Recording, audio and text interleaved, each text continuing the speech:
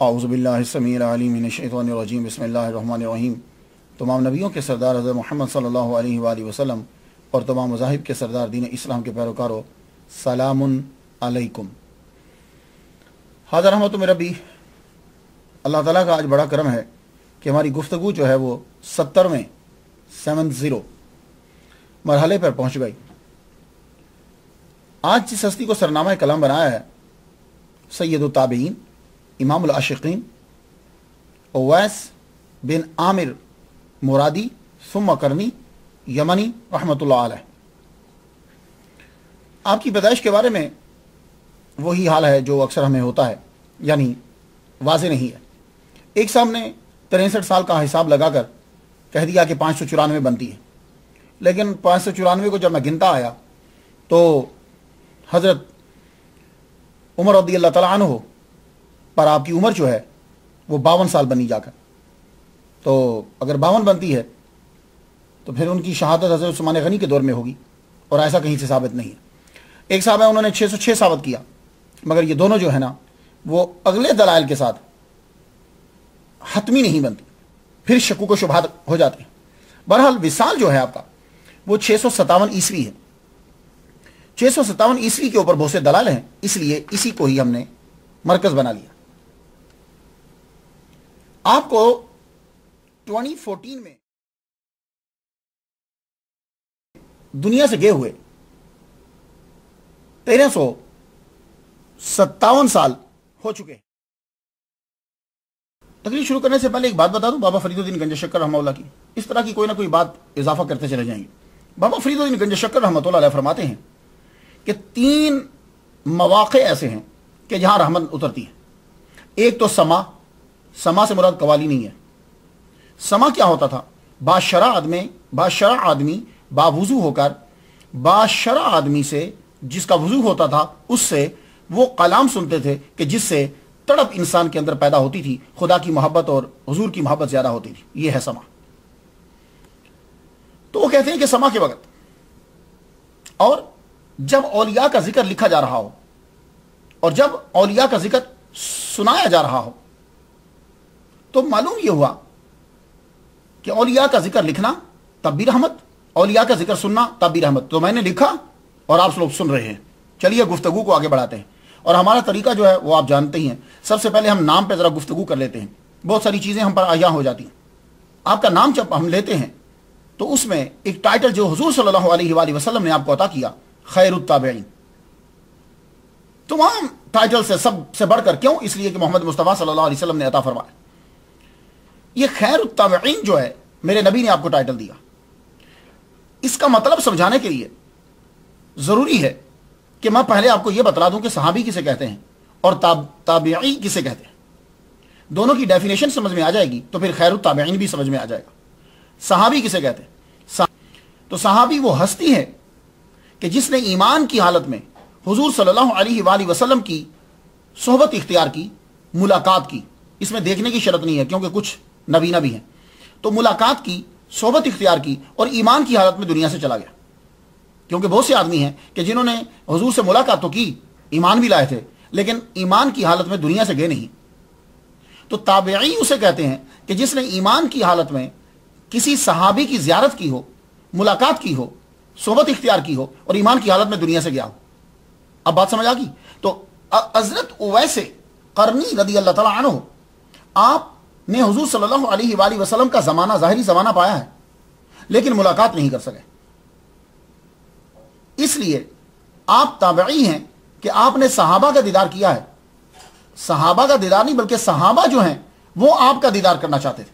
ایسے تابعی ہیں کہ صحابی آپ کا دیدار کرنا چاہتے، اور عام صحابی نہیں، وہ صحابی کے جس کی زبان کے اوپر رب تعالیٰ بولتا ہے، ان الرحمن ینطق علی لسان عمر۔ حضرت عمر رضی اللہ تعالیٰ عنہ آپ سے ملنے کے مشتاق رہتے تھے۔ بات کچھ سمجھ میں آ گئی؟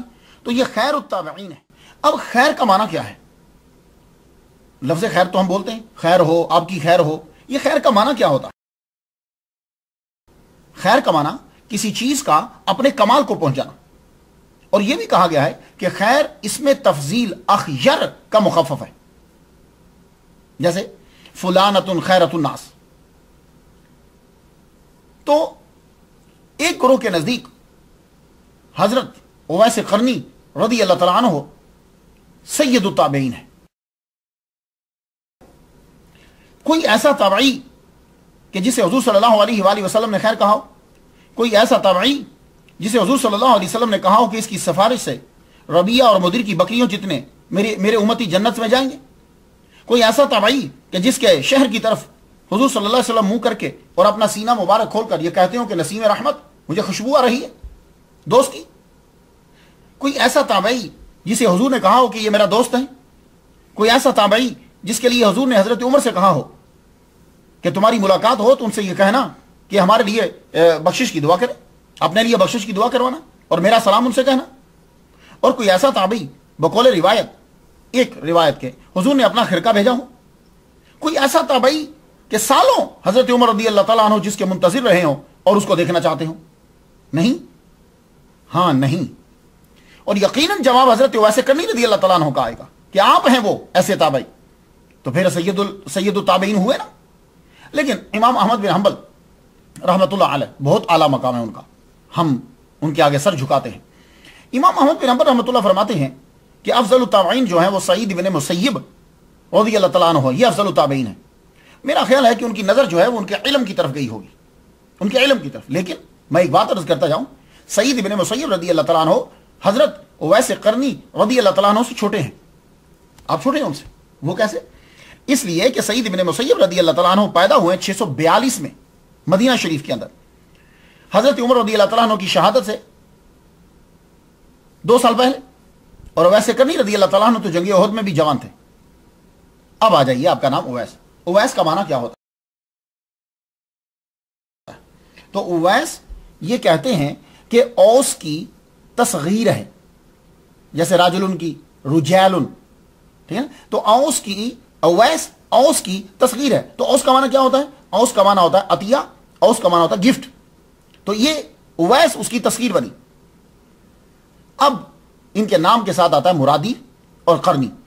ये पहले मुरादी है फिर करनी है। ये मुरादी क्या है? या तो निस्बत की है, या तो निस्बत की है, जैसे मदनी होता ना, या निस्बत की है। तो मुरादी और करनी, ये मुराद और करन, जब आप हजरत उवैस करनी रज़ी अल्लाह तआला अन्हु का शजरा नसब पढ़ेंगे तो आपको दोनों नाम उस शजरा में नजर आएंगे। मुराद भी एक बंदे का नाम और कर्न भी एक बंदे का नाम। तो इस हवाले से अब आपको मालूम है कि उस्तादों के अंदर जो मशहूर उस्ताद हो और खानदान के अंदर जो मशहूर आदमी हो, आदमी गुफ्तगू करते हुए उसी का हवाला देता है। वो हालांकि उसके सैकड़ों उस्ताद होते हैं, लेकिन नाम लेगा जो मशहूर उस्ताद है। हालांकि उसके शजरा नसब में कई आदमी हैं, लेकिन नाम उसका लेगा जो मशहूर होगा। तो ये कबीला पहले कबीला मुराद कहलवाता था, फिर उसके बाद इस कबीले ने अपना नाम कबीला करन। तो इस हवाले से आप मुरादी भी हैं और करनी भी हैं। हुजूर सल्लल्लाहु अलैहि वसल्लम ने आपको आपके दोनों नाम बता दिए थे कि पहले मुराद से फिर करन से। लेकिन एक हुस्न इत्तफाक भी है। ये तो थी ना रीजन के नाम मिल गया। एक हुस्न इत्तफाक क्या है कि आप जिस मोहल्ला में रहते थे उस मोहल्ला का नाम जो है वो भी था कर्न। वो क्यों? इसलिए कि कर्न कहते हैं अरबी के अंदर सींग को। सींग होता ना, बैल के सींग देंगे, उस सींग को जो है वो कर्न कहते हैं। तो जब पहली दफा खुदाई करने लगे, जमीन को खोदा गया, खेती बाड़ी करते हैं ना, जमीन खोदते, जमीन खोदने लगे तो नीचे से जो है वो सींग निकला। तो कहने लगे चलो इस करिया का नाम कर्न पड़ गया। तो चूंकि हजरत उवैस करनी रज़ी अल्लाह तआला अन्हु उस मोहल्ला में रहते थे, इसलिए आपके नाम का हिस्सा बन गया करनी, वो आदमी के जो कर्ण मोहल्ले के अंदर रहता है। बात को समझ में आ गई? इसके बाद यमन आता है। ये यमन जो है ये एक मुल्क है। अब इसका नाम अल जमहूरिया यमनिया है। 2011 में जब मर्दमशुमारी हुई तो 2,38,33,000 पॉपुलेशन थी, इसकी बंदे थे। यमन का माना होता है ऑन द राइट साइड। कहते हैं कि इस शहर के आसार जो हैं वो 5000 साल कबल मसीह क्या था? हजरत ईसा अलैहिस्सलाम से भी 5000 साल पहले के आसार इसके हैं। God knows better. मैं आपको बता रहा हूं, जो लोग जो हैं वो बताते हैं, कहते हैं 5000 कबल मसीह इसके आसार हैं, यानी यहां रहा करते थे लोग। लेकिन जब हजरत उवैस करनी रज़ी अल्लाह तआला अन्हु वहां रह रहे थे, उस वक्त वहां हुकूमत थी ईरान की, खुसरो परवेज की, और उसका नुमाइंदा जो है वो बाजान वहां का हाकिम था हकीकी तौर पर। अब आ जाइए गुफ्तगू को कुछ आगे बढ़ा दूं कि जिस तरफ मेरे सामने सुनना चाहते हैं कि हज़रत उवैस करनी रज़ी अल्लाह तआला अन्हु अगर हुज़ूर सल्लल्लाहु अलैहि वसल्लम के दौर में है तो इस्लाम कब कबूल किया, इनको मुसलमान किसने बनाया, इन्होंने कलमा कैसे पढ़ा। तो भाई जिस तरह के सवाल आपके ज़हन में है ना, इसी तरह के सवाल मेरे ज़हन में भी उठे। अब मैं रिसर्च करने लगा। आपको मालूम है कि पिछला लेक्चर और इस लेक्चर में कितना गैप आ गया है। वो यही मैं रिसर्च कर रहा था कि भाई पता चले किसी आदमी का। लेकिन क्या करें कि जो लिखने वाले हैं वो तब लिखना शुरू करते हैं कि जब आदमी मशहूर हो चुका होता है, उस वक्त लिखना शुरू करते हैं। तो तब के हालात हमें मिलते हैं, पीछे के हालात नहीं मिलते। तो हजरत उवैस करनी रज़ी अल्लाह तआला अन्हु के बारे में जो मैं जान चुका हूं वो मैं आपकी नजर करना चाहता हूं। हजरत उवैस करनी रज़ी अल्लाह तआला अन्हु यानी आपके अब्बा के सबसे बड़े भाई, जिसे आप ताया कहते हैं, अच्छा, वो जो बड़े भाई थे वो उनका काम यह था कि वो ये जो छोटे छोटे इलाके थे अरब के, वहां वो माल बेचने के लिए ले जाते थे। और जो ताजिर होता है ना, उसके ताल्लुकात वहां के बड़े लोगों के साथ होते हैं। ये जाया करते थे मक्का के अंदर, ये जाया करते थे मदीना के अंदर, मदीना तब नाम नहीं था, वहां जाते थे। और इनकी दोस्ती यहूदियों के साथ होती। वो किस लिए? इसलिए कि यहूदी माल लेता था, वही माल बेचता था। एक मरतबा इनके चचा जब गए, अमुल फील की बात है ये, हुजूर सल्लल्लाहु अलैहि वसल्लम के पैदा होने में बस ये 50-55 दिन ही आप कह ले, बल्कि कुछ कम दिन होंगे। एकदम वो यहूदी गुफ्तगू कर रहा, कहता मैं आज तुम्हें नई बात बताऊं। वो जो आखिरी नबी आने वाला था ना, एक सितारा तुलू हो गया है, और वो सितारा इस बात की अलामत है कि आखिरी नबी जो है वो पैदा होने वाला है। अब हजरत वैसे करनी के चचा ने दिलचस्पी ली सरा। क्यों? यहूदी लोग जो है वो पढ़े लिखे थे। उस दौर के लोग ये समझते थे कि ये पढ़े लिखे हैं, इनके पास किताबें हैं, डिवाइन बुक्स ये रखते हैं। कहने लगे अच्छा भाई कुछ क्या उनके बारे में क्या है। तो वो बताने लगे कि ये आखिरी नबी जो है, नाम इनका जो है वो मोहम्मद होगा, वो अपनी जुबान में जो बताया उसने, और ये खजूरों वाली जमीन में भी आएंगे हिजरत करके। ये सारा हमारी किताबों में लिखा हुआ है। और उनकी मोहर नबूवत होगी, दो कंधों के दरमियान निशान होगा, वो मोहर नबूवत, वो आखिरी नबी है। निशानी उनके बताने लगे कि आंखों के अंदर लाल डोरे होंगे। ये हुजूर पाक की निशानी थी, ये बात याद रखिएगा। लाल डोरे आम लोगों के भी होते हैं, लेकिन जब कोई बीमारी हो या नशा करें, मेरे नबी के वैसे ही थे। तो उन्होंने ये चीजें सारी जो है वो बतलाई। तो हजरत वैसे करनी रज़ी अल्लाह तआला अन्हु के ताया ने वो बातें बड़ी गौर से सुनी और दिलचस्पी पैदा हुई। वापस जब आप आए तो आपने आकर अपने भाई को और अपनी फैमिली को बताया। तो मोहम्मद मुस्तफ़ा सल्लल्लाहु अलैहि वसल्लम की तशरीफ आवरी हुई, आपने इलान नबूवत कर दिया। जब आपने इलान नबूवत किया तो वैसे करनी रज़ी अल्लाह तआला अन्हु के अब्बा जी भी मुसलमान हो गए, उन्होंने कलिमा पढ़ लिया। और हजरत वैसे करनी रज़ी अल्लाह तआला अन्हु अपने वालिद गिरामी की वजह से ये भी मुसलमान, और जो आपकी वालदा थी वो भी मुसलमान। वो तो दीवानी थी हुजूर पाक सल्लल्लाहु अलैहि वसल्लम की। तो ये है कुछ इब्तदाई हिस्सा। तो हजरत वैसे करनी रज़ी अल्लाह तआला अन्हु की फैमिली में इस्लाम आमुल फील से ही उसका तज़किरा पहुंच चुका था। तो बाद में इन्होंने इस्लाम कबूल कर लिया।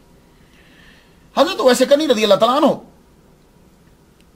का इल्म सीखना, फराइज सीखना, शरीयत सीखना, तरीकत सीखना, भाई मैं यकीन जानिए मैं किताबों के अंदर चला गया कि जब ये हुजूर सल्लल्लाहु अलैहि वसल्लम से मिले नहीं है, यमन से बाहर गए नहीं है, और यमन के अंदर आपसे बड़ा कोई नहीं है, क्योंकि आप ही को बड़ा माना जाता है इस्लाम के अंदर।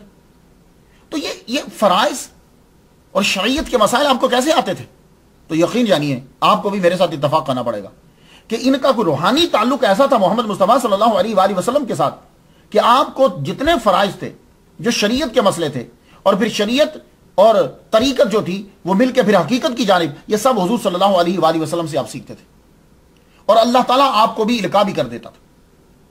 आपको नमाज की रकातें, नमाज पढ़ने का तरीका, कुरान मजीद की आयात, कुरान मजीद के, इवन के मेरे वालिद गिरामी तालिब हुसैन शाह रहमतुल्लाह अलैह की मैंने तकरीरें एक दो सुनी बड़ी पुरानी, कि उनको यह तक पता होता था कि हुजूर सल्लल्लाहु अलैहि वसल्लम की दाढ़ी मुबारक के कितने बाल सफेद हैं और सर मुबारक के कितने बाल सफेद हैं। ये मेरे वालिद गिरामी से मैंने सुना था। अब इससे हालांकि कभी मुलाकात नहीं हुई, लेकिन मुलाकात होती थी। और हजरत वैसे करनी रज़ी अल्लाह तआला अन्हु की इतनी पावर थी, यह बात तो आपको तस्लीम करना पड़ेगी कि आप अजान के टाइम बुलंदी पे खड़े हो जाते थे और कभी कभी अपने मकान की छत पे चढ़ जाते थे।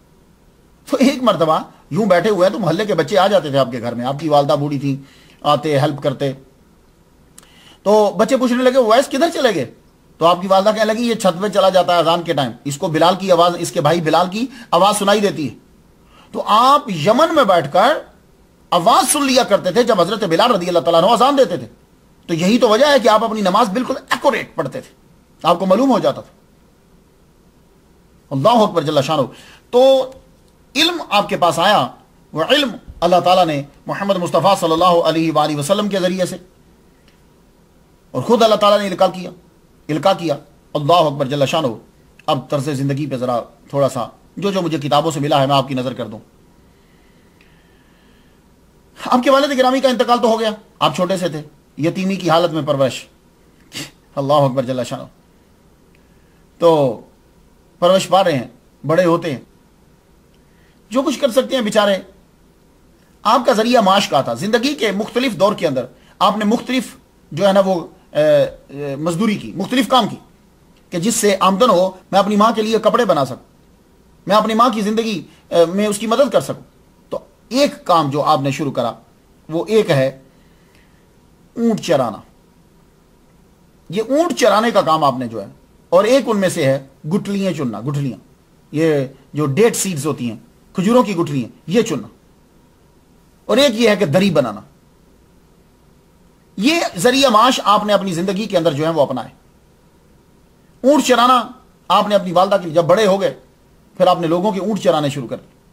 اونٹ چرانے کے اندر آپ کو بڑی آسانی ہوتی تھی، حالانکہ ہمارے لیے بکریاں چرانا اور اونٹ چرانا مشکل ہوتا ہے، لیکن ان کے لیے بڑی آسانی ہوتی تھی۔ جانتے ہو کیوں؟ اس لیے آسانی ہوتی تھی کہ جب وہ اونٹ لے کر چلے جاتے تھے باہر، بکریاں لے کے چلے جاتے تھے تو ان کو چھوڑ دیتے اور خود عبادت میں مصروف ہو جاتے۔ حضرت ویسے کرنی رضی اللہ تعالیٰ عنہ کے اوپر غلبہ حال رہا ہے میرے داتا گنج بخش علی حجویری، جن کی وجہ سے لاہور شہروں کا قطب ہے۔ داتا صاحب فرماتے ہیں کہ دو وجہ سے آپ نے محمد مصطفیٰ صلی اللہ علیہ وآلہ وسلم کی زیارت نہیں کر پائے۔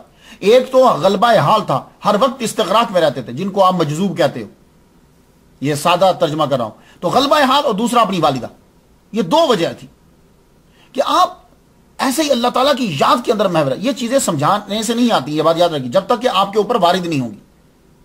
اور ماشاءاللہ ابھی مجھے بہت سے دوستوں جو دوست سن رہے ہیں، کیونکہ ہمارا جو یہ سلسلہ ہے نا، یہ کوئی شخصی اجارہ داری کا نہیں ہے، اللہ سب کا ہے۔ تو اب جو لوگ وظائف میں پڑے ہیں، جو میری بہنیں ہیں یا بھائی جو تقریروں کو سنتی، اب اللہ کا کرم ان پہ ہو رہا ہے، یہ چیزیں آپ کے اوپر وارد ہوں گی، اور آج کا لیکچر سننے کے بعد آپ کے لیے اور آسانی ہو جائے گی۔ تو حضرت ویسے کرنی رضی اللہ تعالیٰ عنہ غلبہ حال آپ کے اوپر، یہ ایک مقام آتا ہے، آدمی اس چیز کو سوچتا ہے تو گم ہو جاتا ہے، اس کو کچھ خبر نہیں رہتی۔ یہ سادہ لفظوں میں آپ کو سمجھا دوں، غلبہ حال یہ ہے، بس ایک تجلی کی پہ نظر پڑی اور گم ہو گئے، یہ سادہ لفظوں میں سمجھا رہا ہوں۔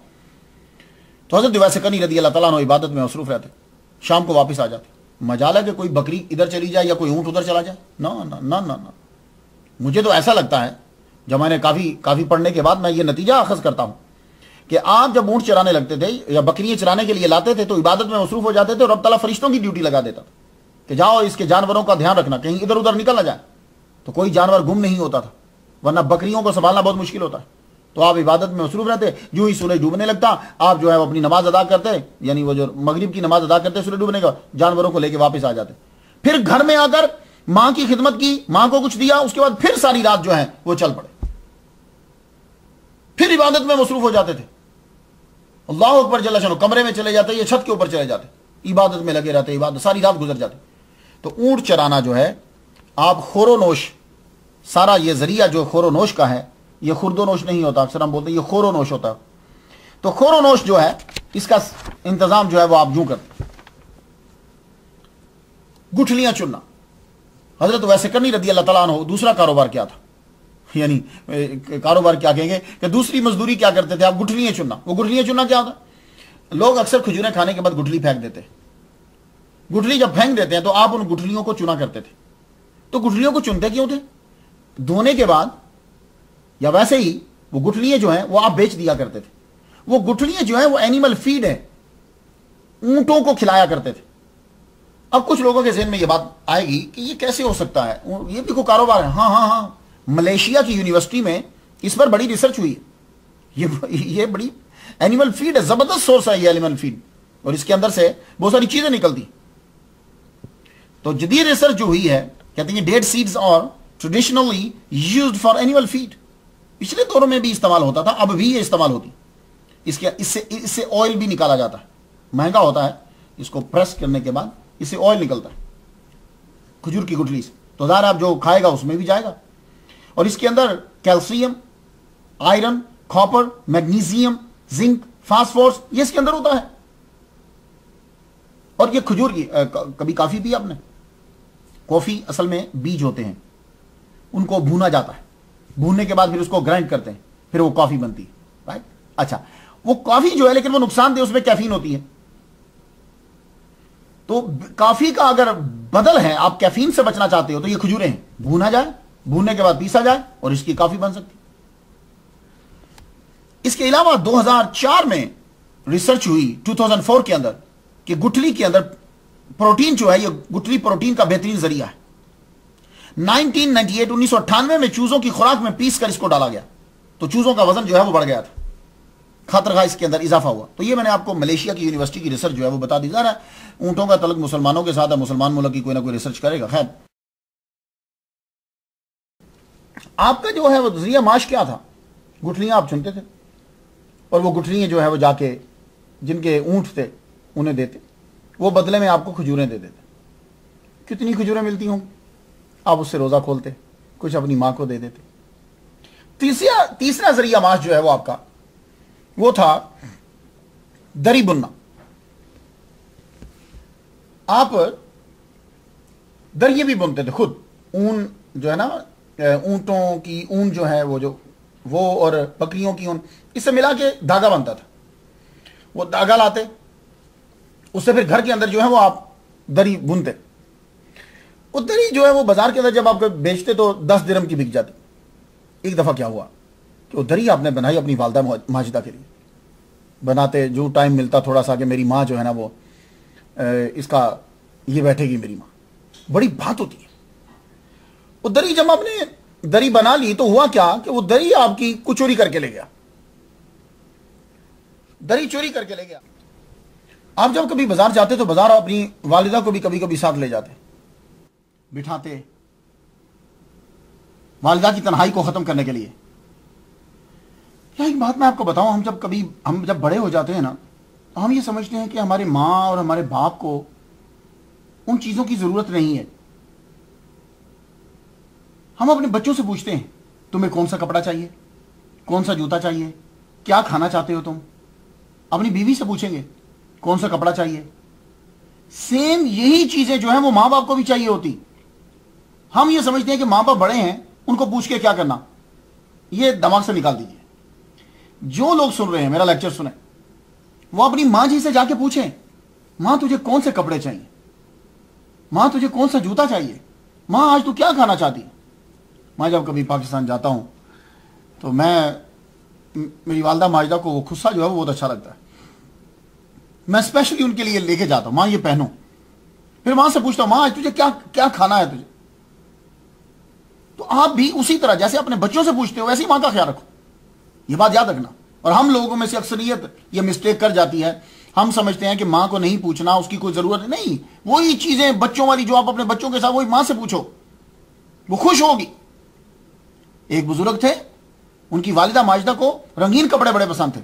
वो अपनी वालिदा माजिदा के खुद कपड़े रंगा करते थे ईद वाले दिन और अपनी मां को पहनाते थे।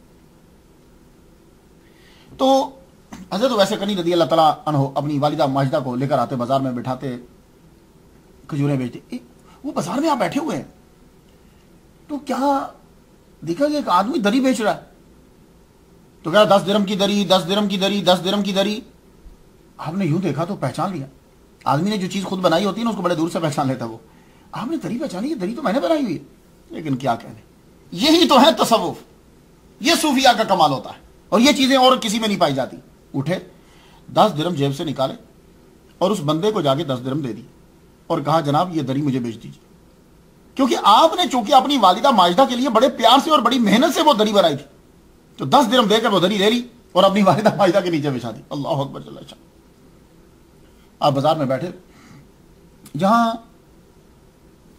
फूल हो वहां कांटा जरूर होता है, जहां दोस्त हो वहां दुश्मन भी जरूर होते हैं। तो लोग आपको दीवाना और मजनू भी कहा करते थे।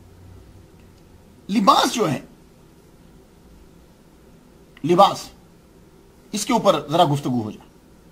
और ये कराम जो होते हैं वो अपनी खुराक और अपनी पोशाक दोनों के ऊपर बहुत ध्यान देते हैं, खुराक और पोशाक के ऊपर। اس میں شائبہ نہیں ہونا چاہیے. خوراک میں اور پوشاک میں دونوں میں شائبہ ہو جائے تو صوفی کی زندگی پہ اثر پڑتا ہے, اس کے روز مرہ, اس کی عبادت کے اوپر, روز مرہ ایون کے سوچ کے اوپر بھی اثر پڑتا ہے. اس لیے صوفی ان چیزوں کے اوپر بڑا دھیان دے گا. میں دیکھنے لگا کہ حضرت ویسے کرنی رضی اللہ تعالیٰ عنہ کون سا لباس پہنتے تھے, تو پتہ یہ چلا کہ آپ کے 2 کپڑے ہوتے تھے. اون کی بنی ہوئی چادریں کہتے ہیں کہ 2 ہوتی تھی, یہ بھی اون کا بنا ہوا ہے. تو اون کی بنی ہوئی 2 چادریں پہنتے تھے. ایک جگہ امام شرانی فرماتے ہیں کہ 2 کپڑے پہنتے تھے, اور فرید الدین عطار رحمۃ اللہ علیہ فرماتے ہیں کہ آپ کے کپڑوں کو پیوند لگا ہوتا تھا. پیوند کیا ہے؟ ایک کپڑا اصلی ہے, اس کے اوپر جب وہ پھٹ گیا تو ایک اور کپڑا لگا کر اس کو سی دیا. پیوند لگے ہوتے تھے. اب ظاہر ہے کہ جب آدمی پیوند لگے کپڑے پہنے گا, اس کی ایک قمیص کے اوپر 1-2 اور کپڑے لگے ہوں گے, تو کوئی آدمی مانگے گا تو نہیں نا, تو نہیں لے گا. لیکن یہاں میں ایک بات عرض کرتا جاؤں. میں نے جب آپ سے گفتگو کرتا ہوں تو کافی کتب پڑھنا پڑتی ہے, پھر ان کو آگے ان کو واچ کرنا پڑتا ہے. اب جتنی میری ہمت ہے اتنا کر سکتا ہوں. اکثر مجھے میرے پیج کے اوپر فیس بک میں اور ویسے بھی ای میلز میں کچھ لوگوں کے پیر صاحب ہیں, وہ کہتے ہیں کہ جناب مختار شاہ صاحب یہ ہمارے پیر صاحب کے بارے میں, ان کے بارے میں بھی بولیے, ان کے بارے میں بھی بولیے. ایک لمبی لسٹ ہے میرے پاس, ابھی سن لیجیے آپ سب لوگ, ایک لمبی لسٹ ہے. میں یہ چاہتا ہوں کہ میں 365 کم از کم اولیاء کرام جو ہے وہ بیان کر دوں, تاکہ سننے والے کو روز کا ایک ولی کامل جو ہے وہ مل جائے. تو وہ لسٹ میں ہے, لیکن اس کے لیے اسٹڈی کرنا پڑتی ہے. یہ نہیں ہوتا کہ کوئی آدمی مجھے بولے گا تو میں بولنا شروع کر دوں گا. نہیں, میں اس کی ایک ایک حصے کے اوپر میں جتنا میں اپنے بار بار یہ میں کہہ رہا ہوں, جتنی میری عقل ہے اور میرے سورسز ہیں, میں اس پہ ریسرچ کرتا ہوں, پھر اسے 3 مرتبہ لکھتا ہوں. تیسری مرتبہ جو ہے, یا دوسری یا تیسری مرتبہ جا کر پھر میں آپ کے سامنے جو ہے وہ گفتگو کرتا ہوں. تو یہ آپ جب مجھے اب نام بھیجتے ہیں تو میں اس کو لسٹ میں لکھ لیتا ہوں, پھر ہم اس کو دیکھتے ہیں کہ کس جگہ پہ اور کب اس کی جو ہے وہ باری آئے گی. لباس کے بارے میں نے جب پڑھا کہ بھئی آپ کیا لباس پہنتے تھے, تو ان کتابوں کے اندر ایک بات یہ آئی کہ چیتھڑے پہنتے تھے. وہ ویسے کرنی رضی اللہ تعالیٰ عنہ, چیتھڑے یعنی کچرے کے اوپر, کچرے کے ڈھیر پر لوگ جو ہیں وہ کپڑے پھینک دیا کرتے تھے. تو حضرت ویسے کرنی رضی اللہ تعالیٰ عنہ وہاں سے چیتھڑے اٹھا کر لاتے, ان کو جا کے دھوت کے چیتھڑے جوڑ کے تو وہ کپڑے پہن لیا کرتے تھے. اور اس کے ساتھ ہی پھر یہ لکھا کہ آپ گری ہوئی کھجوریں اٹھا لیا کرتے تھے, اسے کھاتے تھے. اور ایک صاحب نے تو کمال کر دیا کہ روڑی کے اوپر جو کھجوریں گری ہوتی تھی اسے اٹھا لیتے تھے. اب مجھے معلوم نہیں کہ انہوں نے یہ کیا ثابت کرنا چاہتے ہیں. چیتھڑے آپ پہنتے تھے یا گری ہوئی کھجوریں کھاتے تھے, اسے کیا ثابت کرنا چاہتے ہیں؟ کیا یہ ثابت کرنا چاہتے ہیں کہ ان کی بنا پر ان کو مجنون اور دیوانہ کہا جاتا تھا؟ نہیں. آپ کو مجنون اور دیوانہ یہ لوگ اس لیے کہتے تھے کہ آپ چیتھڑے پہنتے تھے, یہ کوئی ضروری نہیں ہے. آپ کو مجنون اور دیوانہ کیوں کہتے تھے میں آپ کو بتاتا ہوں. دیوانہ کہنے کی وجہ کیا ہے؟ دیکھیے, ایک روٹین میں جو کام ہو رہا ہو اس سے ہٹ کر جو کوئی آدمی کام کرتا ہے تو کہتے ہیں دیوانہ ہے, پاگل ہے. اب اس دور کے اندر کیا ہو رہا تھا؟ ایرانیوں کی حکومتی لوگ جو ہیں عرب والے بھی بت پرست ہیں. تو کیا ہوتا تھا کہ وہ جب پوجا کرتے تھے وہ کسی نہ کسی کو سامنے کھڑا کر لیتے تھے, جو بھی ان کا بھگوان, جو بھی بت ہے. حضرت ویسے کرنی رضی اللہ تعالیٰ عنہ جب عبادت کرتے تھے تو آگے کوئی بھی نہیں ہوتا تھا. ان سب کے لیے یہ نئی چیز تھی, تو یوں دیکھتے تھے کہ سامنے تو کوئی بھی نہیں ہے, یہ کس کی پوجا کر رہے ہیں, یہ کس کو دیکھ رہے ہیں, تو یہ دیوانہ تو نہیں ہے, یہ پاگل تو نہیں ہے. میری بات کو سمجھ میں آئی؟ تو اس دور کے اندر یہ تھا کہ سامنے کچھ ہو تو سجدہ کرو, اور جب اس دور کے اندر کوئی ایسی چیز کو ہستی کو سجدہ کر رہا ہے جو سامنے نظر نہیں آ رہی تو لوگ کہتے ہیں پاگل ہے. اور اس کے علاوہ غلبہ حال رہتا آپ کے اوپر, آپ کم بولتے, کم کھاتے, کم سوتے, تو لوگ یہ کہتے ہیں کہ یہ تو دیوانہ ہے. اس کی دلیل دو. محمد مصطفیٰ صلی اللہ علیہ وآلہ وسلم کو کیا کہا تھا لوگوں نے کہ تو مجنون ہے؟ تو نعوذ باللہ, کیا ہمارے نبی صلی اللہ علیہ وسلم جو ہے معذلہ کیا پاگل تھے؟ نہیں. وہ کام کر رہے تھے کہ جو اس دور سے ہٹ کے تھے, ان کے نہیں تھے, تو وہ آپ کو مجنون کہہ دیتے تھے. تو حضرت ویسے کرنی رضی اللہ تعالیٰ عنہ آپ ہما وقت عبادت میں مصروف رہتے, اور عبادت میں اتنے مستغرق ہو جاتے کہ بچے آتے اور آپ کی کھجوریں اٹھا کے لے جاتے, بچے آتے دودھ رکھا ہوتا وہ اٹھا کے پی جاتے, بچے آتے کوئی درہم پڑا ہوا ہے تو وہ اٹھا کے لے جاتے. پر آپ اپنی عبادت میں اتنے منہمک ہوتے کہ آپ بچوں کو کچھ کہتے ہی نا تو وہ سمجھے دیوانہ ہے یار, جو مرضی چیز اس کی اٹھا لو. کچھ سمجھ میں آئی بات؟ تو ورنہ مسلمان تو آپ کی عزت کرتے تھے. قبیلہ جوفی کے سردار نے تو یہ کہا تھا کہ یہ ہمارے قبیلے کا سردار ہے, تو کیا دیوانوں کو سردار بنائیں گے؟ نہیں. ایک بات یاد رکھ لیجیے، جتنے ہمارے لسنرز ہیں، صوفیہ وہ مشکوک کھانا اور مشکوک چیز کے قریب تک نہیں جاتے جب تک کہ کھانا کلیئر نہ ہو جائے. یہ بات یاد رکھیے. ابو علی شاہ قلندر، میرے والد گرامی نے فرمایا تھا کہ ابو علی شاہ قلندر کے والد گرامی، آپ جب جا رہے تھے، آپ کی شادی ہوئی، آپ رستے میں جا رہے تھے کہ دانا گرا ہوا آپ نے اٹھا کے کھا لیا. 40 دن تک آپ اپنی زوجہ محترمہ کے پاس نہیں گئے تھے کہ پتہ نہیں یہ دانا جو نیچے سے اٹھایا ہوا میں نے کھایا ہے یہ کس کا تھا، کہاں سے آیا تھا. کچھ سمجھ میں آ رہی بات؟ کہاں سے آیا تھا؟ اور 40 دن تک چونکہ لقمے کا اثر رہتا ہے، اب 40 دن تک نہیں گئے. تو ایسے لوگوں کے بیٹے پھر ابو علی شاہ قلندر، لال شہباز قلندر، یہ ایسے لوگوں کے بیٹے پیدا ہوتے.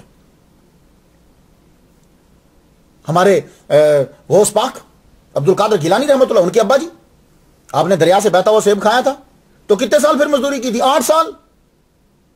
تو بھائی صوفیہ کرام جو ہوتے ہیں وہ مشکوک اگر کہیں کھانا ہو جائے تو پھر خوراک اور پوشاک دونوں پہ دھیان دیتے. اب یہاں میں ایک قرآن سے دلیل دے جاؤں تاکہ آپ لوگوں کو یقین ہو جائے. بھائی یہ جو برین ہے، یہ دماغ جو ہے، یہ بھی تو کچھ چیز مانگتا ہے نا. سورہ کاف پڑھی آپ نے؟ سورہ کاف جو ہے یہ جمعہ کے دن ضرور پڑھا کریں، میرے نبی کا فرمان ہے، دنیا کے سچے ترین انسان نے کہا اسے ضرور پڑھا کریں، نور تک، اگلے جمعے تک آپ نور میں رہیں گے. تو بھائی محمد مصطفیٰ صلی اللہ علیہ وآلہ وسلم نے جو سورہ کاف کہا، اس سورہ کاف کے اندر ایک بات بتاؤں، وہ جو سلیپر آف کیو ہیں، سلیپر آف کیو، وہ جب 309 سال کے بعد اٹھے تھے تو کیا بولا تھا انہوں نے؟ جائیے قرآن پڑھیے. انہوں نے ایک سکہ دیا اور سکہ دینے کے بعد کہنے لگے جاؤ بازار جاؤ، فَلْيَنْظُرْ أَيُّهَا أَزْكَىٰ طَعَامًا، بازار جا کر تلاش کرو کہ سب سے پکیزہ کھانا کون سا ہے. تو وہ حضرت عیسیٰ علیہ السلام کے اس مذہب کے صوفیہ تھے. تو انہوں نے سب سے پہلے کھانے پہ دھیان دیا، کیونکہ کھانا انسان کی باڈی پر، انسان کی سوچ پر، انسان کی عبادت پر اثر انداز ہوتا ہے. میں نہیں مانتا کہ حضرت ویسے کنی رضی اللہ تعالیٰ نے گری پڑی چیزیں اٹھا کر کھا لیتے تھے، وہ تو صوفیہ کے بادشاہ ہیں. اب 2 دلیلیں دیتا ہوں میں آپ کو، بغیر دلیل کی اگر بات کریں گے تو پھر لوگ مانیں گے نہیں. 2 دلیلیں دیتا ہوں. 3 روز سے آپ نے کچھ کھایا نہیں، اکثر روزہ سے رہتے تھے، بھوک تو لگ جاتی ہے نا آدمی کو، انسان کا پیٹ ہے، جسم تو ہے. آپ رستے سے جا رہے ہیں، جاتے ہوئے آپ کو یہ پیاز ہوتا ہے نا، آنین، تو آنین جو ہے نا وہ اس کی ڈلی ملی تو آپ اٹھانے لگے، پھر آپ نے رکھ دی. کہا نہیں، مشکوک ہے، معلوم نہیں، کنفرم نہیں. تھوڑی دیر آگے گئے تو آپ کے سر کے اوپر سے پرندہ اڑتا ہوا جا رہا ہے اور آگے جا کے اس کے سامنے جا کر اس نے روٹی جو ہے وہ نیچے پھینک دی. تو آپ کو پتا وہاں ریت ہوتی تھی، آپ نے روٹی اٹھائی، اسے جھاڑا، روٹی پکڑی تو سوچ رہے تھے، کیونکہ آپ کی عادت ہے سوچ رہے ہیں، تو آواز آتی ہے یہ اللہ تعالیٰ نے حلال روزی تمہیں دی ہے، فکر نہیں کرو، کھاؤ اسے. تو آپ نے اسے روٹی کو جو ہے نا وہ کھایا. پھر ایک اور دلیل دیتا ہوں، یہ جو ابھی دلیل دی ہے یہ ذکر اویس کتاب کا نام ہے، اس کے صفحہ 200 کے اوپر ہے. دوسری دلیل سنیے، 13 روز تک پھر کچھ نہیں ملا. اکثر آپ کے گھر میں بھی چولہا نہیں جلتا تھا، کھجور ملتی ہے، کھجور کھا لی، ماں کی جی کو کچھ دے دیا. چولہا تبھی کبھی آپ کے گھر میں جلتا تھا جب والدہ کے لیے کوئی دوائی بنانا ہوتی تھی، ورنہ کھجور کھائی، روزے رہے، کچھ ملا تو کھجور کھا لی. 13 روز گزر گئے. 13 روز کے بعد آپ یوں گزر رہے ہیں، رستے میں آپ کو چمکتا ہوا دینار ہوتا سونے کا تھا، سونا آپ کو پتا ہے جب لائٹ پڑتی تو چمکتا ہے، چمکتا ہوا دن آپ نے اٹھایا نہیں، کہا مشکوک ہے. بھوک شدید لگی ہوئی، قریب سے ایک آدمی گزرا، آدمی گزرتے ہی اس نے یوں آپ کو روٹی پکڑائی، اور روٹی پکڑا تو اسے معلوم تھا کہ کیا ہے، کہنے لگا یہ حلال ہے، اللہ نے بھیجی ہے تمہارے لیے، کھاؤ اسے. آپ نے روٹی پکڑ لی، روٹی جب پکڑی تو پھر بندے کی طرف جب دیکھا تو بندہ وہاں سے غائب، بندہ ہی نہیں، نظر ہی نہیں آ رہا، چاروں طرف کہیں بندہ نظر نہیں آیا. تو آپ نے اس کو غیبی رزق سمجھ کر اسے کھایا. تو اس لیے میرا موقف یہ ہے کہ حضرت ویسے کرنی رضی اللہ تعالیٰ عنہ کچرے سے، اللہ معافی دے، کچرے سے، چیتھڑے اور کچرے سے کھانا اٹھا کر نہیں کھاتے تھے، کیونکہ صوفی جو ہوتا ہے وہ مشکوک کھانا کبھی نہیں کھاتا. اور ایک بات میں آپ کو بتا دوں، اکثر جب آپ کبھی بنگلہ دیش، انڈیا، پاکستان آپ گفتگو کرتے ہیں جب تصوف کے بارے میں، تو لوگ جو ہے جھٹک دیتے ہیں ایک دم سے، اور نہیں یہ تو ہندوؤں اور کرسچن عیسائیوں کا جو ہے وہ اثر ہے، انفلوئنس ہے مسلمانوں کے اوپر. ان لوگوں کے سامنے 2 میرے نبی، ویسے تو تصوف میں آپ کو نبیوں میں سے ثابت کر کے دے سکتا ہوں، لیکن اس کو یہ بتلاؤ کو سن، حضرت ابو ذر غفاری رضی اللہ تعالیٰ عنہ کی سیرت سن، ان کی سیرت سناؤ، اسے کو بیٹھ تجھے میں حضرت ویسے کرنی کی سیرت سناؤ. وہ سیرت پڑھنے کے بعد اس سے پوچھو اب بتا حضرت ویسے کرنی کے اوپر ہندوؤں کا معاذ اللہ اثر تھا، عیسائیوں کا اثر تھا؟ تو بات بالکل کلیئر ہو جائے. یہ صوفیاء کے بادشاہ ہیں، یہ تصوف کی دنیا کے بادشاہ ہیں یہ دونوں. حضرت ابو ذر غفاری کو تو رشیا بڑا مانتا ہے، آپ ان کی اسٹڈی ضرور کیجیے گا. حضرت ویسے کرنی رضی اللہ تعالیٰ عنہ آپ جو ہیں یمن میں مشہور کس طرح ہوئے. اللہ تعالیٰ جب آپ اللہ کی عبادت میں اور اللہ کے کاموں میں لگ جاتے ہیں نا، تو کوئی نہ کوئی ایسی ریزن ہوتی ہے کہ اللہ تعالیٰ پاپولر کر دیتا ہے اس بندے. حضرت ویسے کرنی رضی اللہ تعالیٰ عنہ مشہور کیسے ہوئے؟ ایک وجہ، پہلی جو وجہ بنی، پہلی وجہ جو بڑی وجہ جو ہے وہ یہ، حضور صلی اللہ علیہ وآلہ وسلم نے خسرو کو، سپر پاور ایران جو ہے اسے آپ نے خط لکھا. ویسے بھی آپ نے بہت سے بادشاہوں کو خط لکھا تھا، اس کے ساتھ اسے بھی خط لکھ دیا اور خط میں لکھا کہ تو اسلام قبول کر. اب ذرا خط کی ذرا عبارت دیکھیے. بسم اللہ الرحمن الرحیم. بسم اللہ لکھتے تھے حضور، من محمد رسول اللہ صلی اللہ علیہ وسلم الی کسرا. محمد مصطفیٰ کی طرف سے یہ خط ہے اور کسرا کی طرف. سلام اس پر کہ جس نے ہدایت کی پیروی کی. یہ ہے سلام. اگر آپ کو آج بھی کسی نے مجھے پیج پہ پوچھا تھا فیس بک پہ کہ ہم سلام کر سکتے ہیں عیسائی کو یا وہ سلام کرے تو کیا کرے، تو یہ سلام علی من اتبع الہدی، غیر مسلم کو آپ یہ کہیں. اور اگر وہ آپ کو کہتا ہے السلام علیکم تو آپ صرف کہو گے وعلیکم. تو سلام علی من اتبع الہدی وآمن باللہ ورسولہ واشهد ان لا الہ الا اللہ وحدہ لا شریک لہ وان محمدا عبدہ ورسولہ. سلام اس کے اوپر کہ جو جس نے ہدایت کی پیروی کی، جو ایمان لایا اللہ پر، اس کے رسول پر. اور آپ فرمانے لگے کہ میں اللہ کا رسول ہوں. الی الناس کافۃ، میں تمام لوگوں کی طرف رسول بن کر آیا. اور سنو، فسلم، اسلام قبول کر تو سلامتی پا جائے گا، اور اگر تو نے انکار کر دیا تو پھر تمام تیری ساری قوم کا گناہ تیرے سر پہ. اب یہ خط کا پہنچنا تھا، پہلے تو اس نے خط پکڑنے سے انکار کر دیا، تکبر تھا. تو میرے نبی کا قاصد گیا تھا، اس نے فرمایا جاؤ اس کو دے کر آؤ. اور جب اس نے کہا کہ وہاں رکھ دو، کہا نہیں تیرے ہاتھ میں دوں گا میں، میرے نبی نے فرمایا ہے یہ پکڑو. وہ شجاع قاصد جو ہے وہ آگے بڑھے، خط دیا اسے. اور جب خط پڑھا، سیکھ پہلی بات ابھی بن محمد یہاں سے سٹارٹ ہوا تو غصے میں آ گیا. اچھا، نعوذ باللہ نعوذ باللہ نعوذ باللہ، میری رعایا کا ایک جاہل آدمی اپنا نام میرے نام سے پہلے لکھے، بس آگے چھوڑو، جاؤ فوراً سے جاؤ، گرفتار کر کے لاؤ، نہیں تو گردن اڑا کے سر لے آؤ کاٹ کے. پورے خط کو اسلام کی دعوت دی ہے مجھے، میری عوام میں ہوگا. قاصد وہاں سے جو ہے روانہ ہو گئے. خسرو پرویز کے تیز رفتار قاصد جو ہیں 1947 کلومیٹر کا سفر طے کرتے ہوئے آ رہے.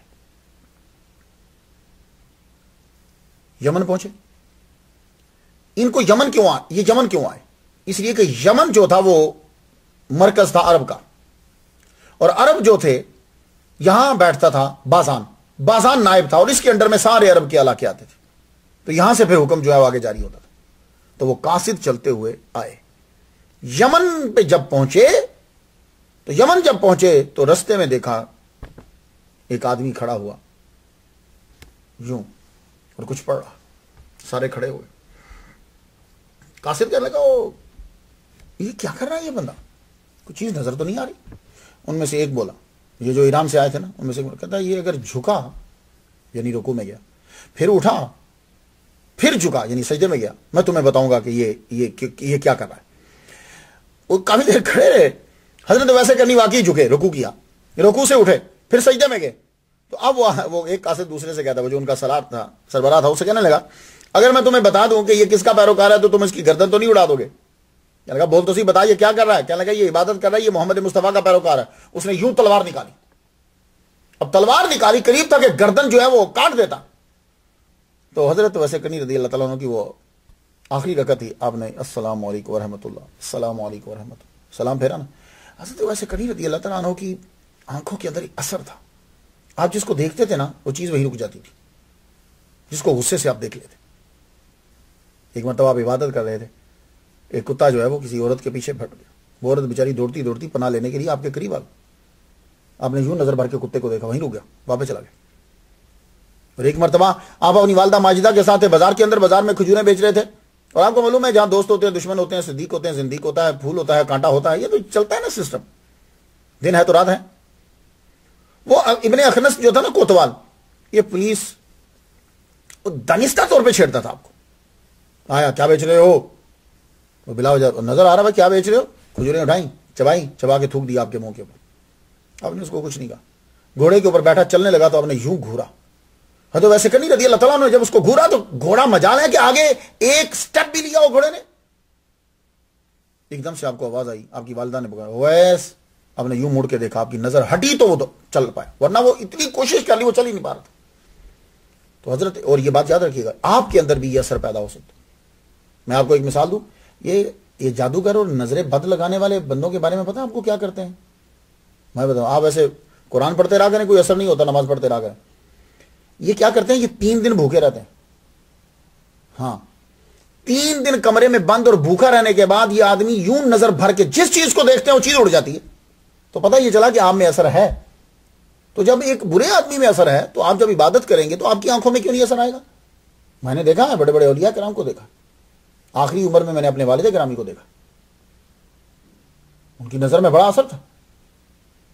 تو یہ عبادت کے ساتھ یہ پیدا ہو جاتا ہے. اور میرے نبی کی نظر میں بھی بڑا اثر تھا. حضور صلی اللہ علیہ وسلم کا تو خیر آپ 3 مائل تک آگے تک جاتا تھا، آپ کا اثر تو بہت زیادہ. تو وہ آپ نے یوں دیکھا، جب اس نے تلوار اٹھائی آپ کا سر قلم کرنے کے لیے، آپ نے یوں دیکھا، تلوار وہاں رکی آئی. اب پتہ نہیں اس کی باڈی میں کیا اثر ہوا، پیاس لگی ہے کچھ.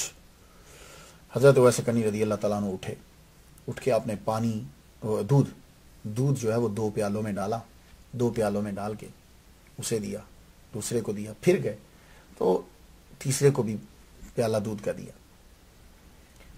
اب وہ دودھ پینے لگے. تو جب پینے لگے تو یہ دیکھو، یہ صوفی یہی ہوتا، وہ وقت ضائع نہیں کرتا. پھر عبادت شروع، اللہ اکبر، نماز شروع کر دی. اب انہوں نے کیا کیا کہ وہ جو باقی 2 تھے انہوں نے یوں پیالے پھینکے اور ایک درہم پھینک دیا. یہ جس نے تلوار اٹھائی تھی نا، پتہ نہیں کیا اس پہ اثر ہوا. نیچے اترا گھوڑے سے، پیالہ رکھا اور اس کے اندر دینار رکھ دیا. دینار سونے کا ہوتا تھا، درہم چاندی کا ہوتا تھا. دینار رکھا اس کے اندر. آپ کو معلوم ہے کہ ان دونوں نے پیالے پھینکے ریت پر، انہوں نے پیالہ جا کے رکھا. اللہ تعالیٰ نے اس بندے کو، یہ جو تھا جس نے پیالہ رکھا، اسے اللہ تعالیٰ نے ایمان کی دولت عطا کر دی. تو لسنرز، خواتین و حضرات، ادب کو نہ چھوڑو اس دنیا کو. دنیا ترقی کرتی جائے گی. یہ چاند پہ تو پہنچ گئی ہے، انسان کے دل کے پت تک نہیں پہنچی. پاس جو بندہ بیٹھا اس تک نہیں پہنچ پائی. ادب بہت چیز ہوتی ہے. اس کو اسلام ایمان مل گیا. بابویا اس کا نام تھا، بابویا. تو حضرت ویسے کنی رضی اللہ تعالیٰ عنہ کو عبادت میں چھوڑ کر وہ بندے چلے گئے. ان کے محل میں جانا تھا. محل میں جب وہ پہنچے، محل میں جب پہنچتے ہیں تو بازان کے دربار میں پیش ہوئے.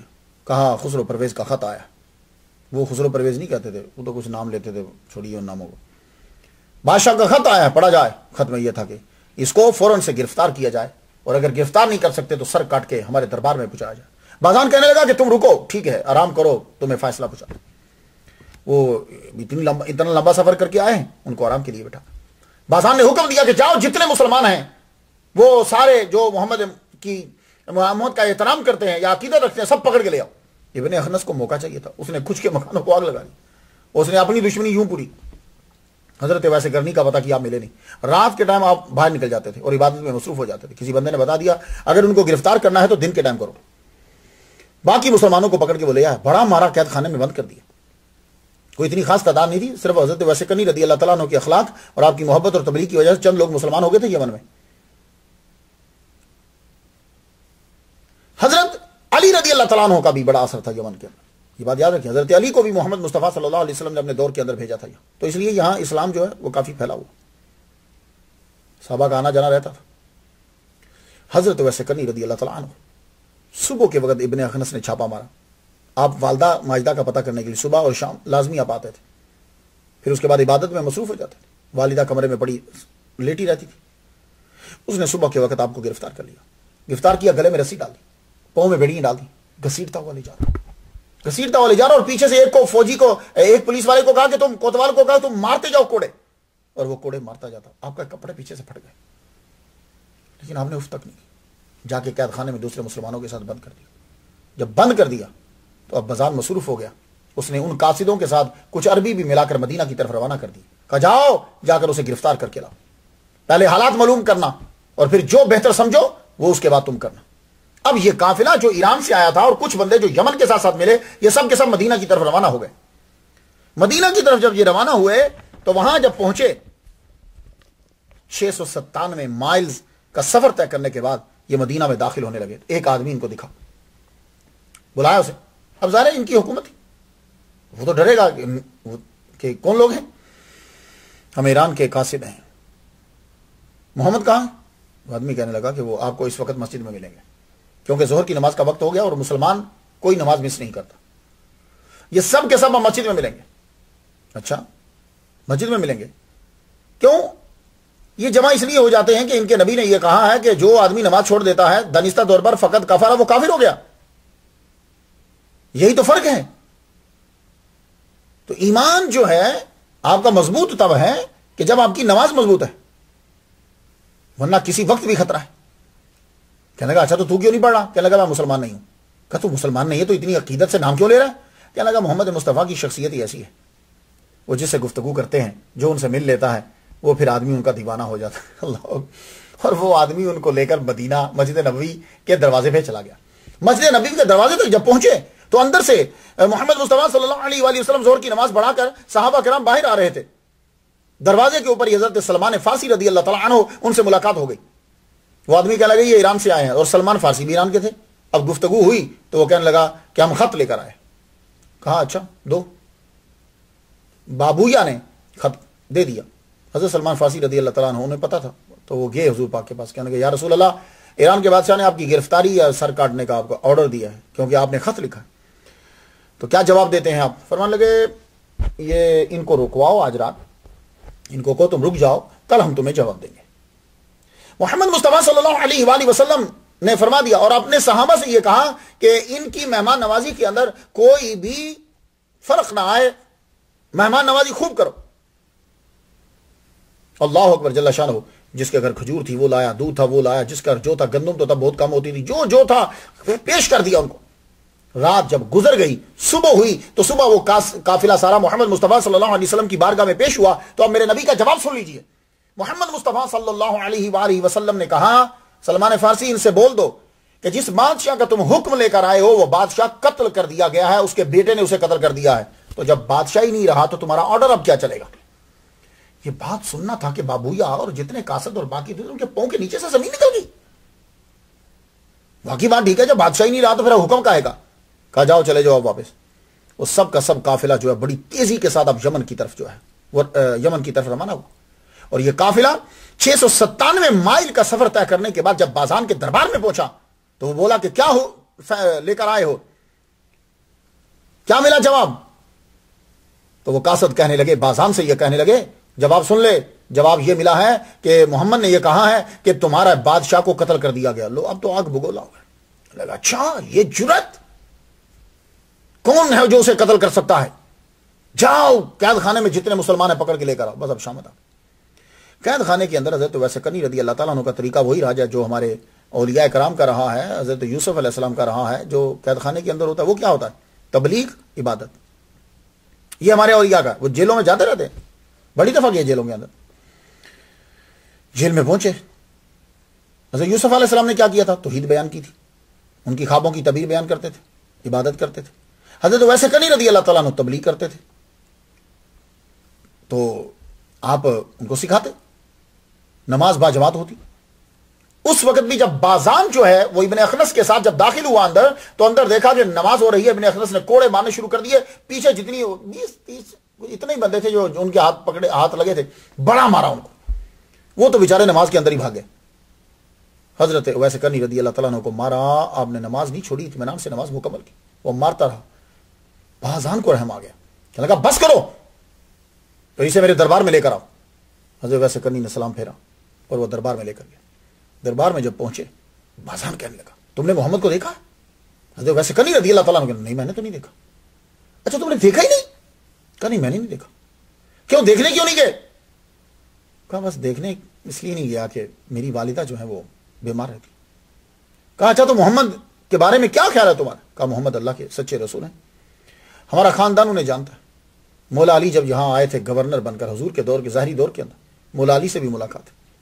صحابہ کرام آتے رہتے ہیں. وہ تعلیمات انہوں نے ہمیں سکھائی ہیں. بچیوں کو زندہ درگور نہیں کرتے, شراب پینا جائز نہیں ہے, انلیگل ریلیشن شپ جو ہے عورتوں کے ساتھ یہ صحیح نہیں ہے, چوری کرنا حرام ہے. ہمارے نبی سکھاتے ہیں کہ سب انسان برابر ہیں, کسی کے آگے کوئی نہیں جھکتا, صرف اللہ کے آگے جھکتا. محمد جو کہتے ہیں وہ سچ ہوتا ہے. وہ باتیں کہنے لگا اچھا محمد جو کہتے ہیں وہ سچ ہوتا ہے, کہاں تمہارے محمد نے یہ کہا کہ خسرو کو قتل کر دیا گیا ہے؟ حضرت ویسے کنی رضی اللہ تعالیٰ عنہ کہنے لگے اگر نبی نے کہا تو سچ کہا. کہنے لگا پھر ہمارے پاس تو کوئی رپورٹ نہیں آئی, ہمارے پاس تو کوئی قاصد نہیں آیا. کہا میرے نبی نے جب کہا ہے انہوں نے مدینے بیٹھ کر کہا ہے, تمہارے پاس جو قاصد آئے گا وہ ایران سے آئے گا, ایران دور ہے مدینہ قریب ہے, مدینے کے قاصد آگے ہیں نا, ہاں تو کہا ایران کے بھی آ جائیں گے. کہا ٹھیک ہے, تمہیں یقین ہے کہ خسرو قتل کر دیا گیا؟ کہنے لگے ہاں. وہ اس نے تو خسرو نہیں کہا, وہ تو بڑے لمبے چوڑے لفظ بولتے تھے. کہا ہمارا بادشاہ قتل کر دیا. ہاں قتل کر دیا. کہنے لگا ٹھیک ہے, اگر قاصد آ گئے بات سچی ہوئی تو میں تمہیں بھی چھوڑ دوں گا, سب کو چھوڑ دوں گا, اور اگر یہ بات جھوٹی ہوئی اور وہ قتل نہ ہوا میں تیری بھی گردن اڑا دوں گا اور سب کی گردن اڑا دوں گا. ہم نے کہا منظور, محمد مصطفیٰ صلی اللہ علیہ وآلہ وسلم کے اوپر کتنا یقین تھا. کہنے لگے منظور. تھوڑی دیر گزری, قاصد پہنچ گئے. ابھی حضرت ویسے کرنی رضی اللہ تعالیٰ عنہ دربار میں ہی ہے, قاصد پہنچ گئے, آنکھوں سے آنسو جاری. قاصد کیا ہوا؟ کہنے لگے خسرو پرویز کو اس کے بیٹے نے قتل کر دیا. اللہ اکبر جل شانہ. 25 فروری 628 کو خسرو قتل ہو گیا. وہ حکومت جو 531 سے جاری تھی 97 سال کے بعد 628 میں ختم ہو گئی, بالکل ختم ہو گئی, کیونکہ میرے نبی نے کہا تھا کہ اگر تو اسلام لے آئے تو بچ جائے گا, نہیں لائے گا تو گیا. جب اس نے آپ کے پاس یہ پہنچی کہ اس نے خط پھاڑ دیا, آپ نے فرمایا اس نے اپنی حکومت کو ہی پھاڑ دیا, نسل ہی ختم ہو گئی. اور یہی ہوا. اسی لیے ہمارے صوفیاء کرام اولیاء کرام یہ کہتے ہیں کہ پرویز نام رکھنا اچھا نہیں ہے. آپ جانتے ہو کیوں؟ اس لیے کہ پرویز وہ آدمی ہے کہ جس نے محمد مصطفیٰ صلی اللہ علیہ وآلہ وسلم کا خط پھاڑا تھا اور حضور نے اس کے لیے بد دعا کی, اس لیے ہمارے ہاں پرویز نام اچھا نہیں سمجھا جاتا. اللہ اکبر جل شانہ. محمد مصطفیٰ صلی اللہ علیہ وآلہ وسلم کے سے ادھر یہ پہنچے, ادھر سے وہ آگے, اور جب بات سچی بازان کا سر جھک گئے, بازان کا سر جھکا. کہنے لگا جاؤ سب مسلمانوں کو چھوڑ دو. سب مسلمانوں کو چھوڑ دیا گیا. حضرت ویسے کرنی رضی اللہ تعالیٰ کہنے لگا ان کو خالی نہیں, ان کو دراہیم و دنانیر دے کر دو اور کپڑے دے کر بھیجو. سب کو دیے گئے. حضرت ویسے کرنی رضی اللہ تعالیٰ کو فرمانے لگے نہیں ہمیں نہیں چاہیے, ہمیں تمہارے مال سے نہیں لینا. تو اس کے بعد بازان نے بھی اسلام قبول کر لیا. یہ میرے نبی محمد مصطفیٰ صلی اللہ علیہ وآلہ وسلم کہ اس خط کی وجہ سے آپ کی شہرت ہوئی, اور بازان نے جو ہے وہ اسلام قبول کر لیا. بازان نے جب اسلام قبول کیا, حضور صلی اللہ علیہ وآلہ وسلم کہ یہ دیوانہ, اب اسلام یمن کے اندر اور پھیلا. یمن میں جب اسلام پھیلا, حضرت محمد مصطفیٰ صلی اللہ علیہ وآلہ وسلم کے یہ دیوانے ویسے کنی رضی اللہ تعالیٰ عنہ, اب حضور کی عمر تقریباً 57 سال ہو چکی تھی. حضور کی عمر 57 سال, 58 59 60 61 62 63, بس یہ اتنے ہی سال باقی ہیں, سرکار اب چلے جائیں گے. اپنی والدہ سے بیٹھ کے کہنے لگے ماں اب بوڑھی ہو چکی تھی, ماں اگر آپ اجازت دو تو میں حضور کو ملاؤں. ماں نے تھوڑی دیر توقف سوچا. اب ماں کا اپنا بھی دل تھا, کیونکہ ماں بھی نبی کی دیوانی تھی. سوچنے لگی چلو میں تو نبی نہ ہوں, میں تو دیکھ نہیں سکتی, چل یہ دیکھ کر آئے گا تو میں یہی سمجھوں گی کہ اس کی آنکھوں سے میں نے حضور کو دیکھ لیا. کہنے لگی ٹھیک ہے بیٹے تم جاؤ, میں تمہیں اجازت دیتی ہوں, لیکن شرط یہ ہے کہ تم صبح کو پہنچو گے تو ظہر تک رک سکتے ہو, ظہر کے بعد روانہ. کہنے لگے ماں اچھا جیسے تیری مرضی. آپ نے 3 دریوں کے بدلے میں ایک گدھا لیا. وہ گدھا بھی بوڑھا سا تھا.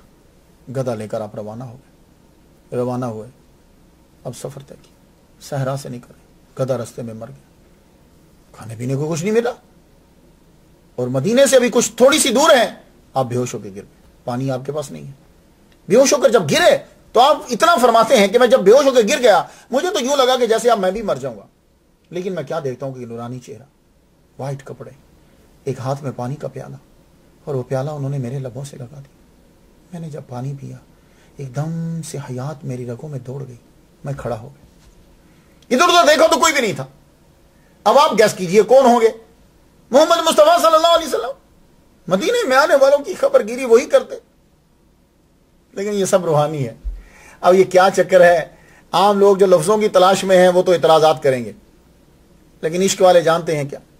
آپ وہاں سے اٹھے, ایک آدمی جا رہا تھا، اس کے ساتھ بیٹھ گئے، اس کے ساتھ بیٹھے، اس نے مدینہ مسجد نبوی کے پاس جا کے اتار دیا۔ اب یہاں سے ذرا مولانا روم کی بات سنیے، مولانا روم مثنوی میں کیا لکھتے ہیں؟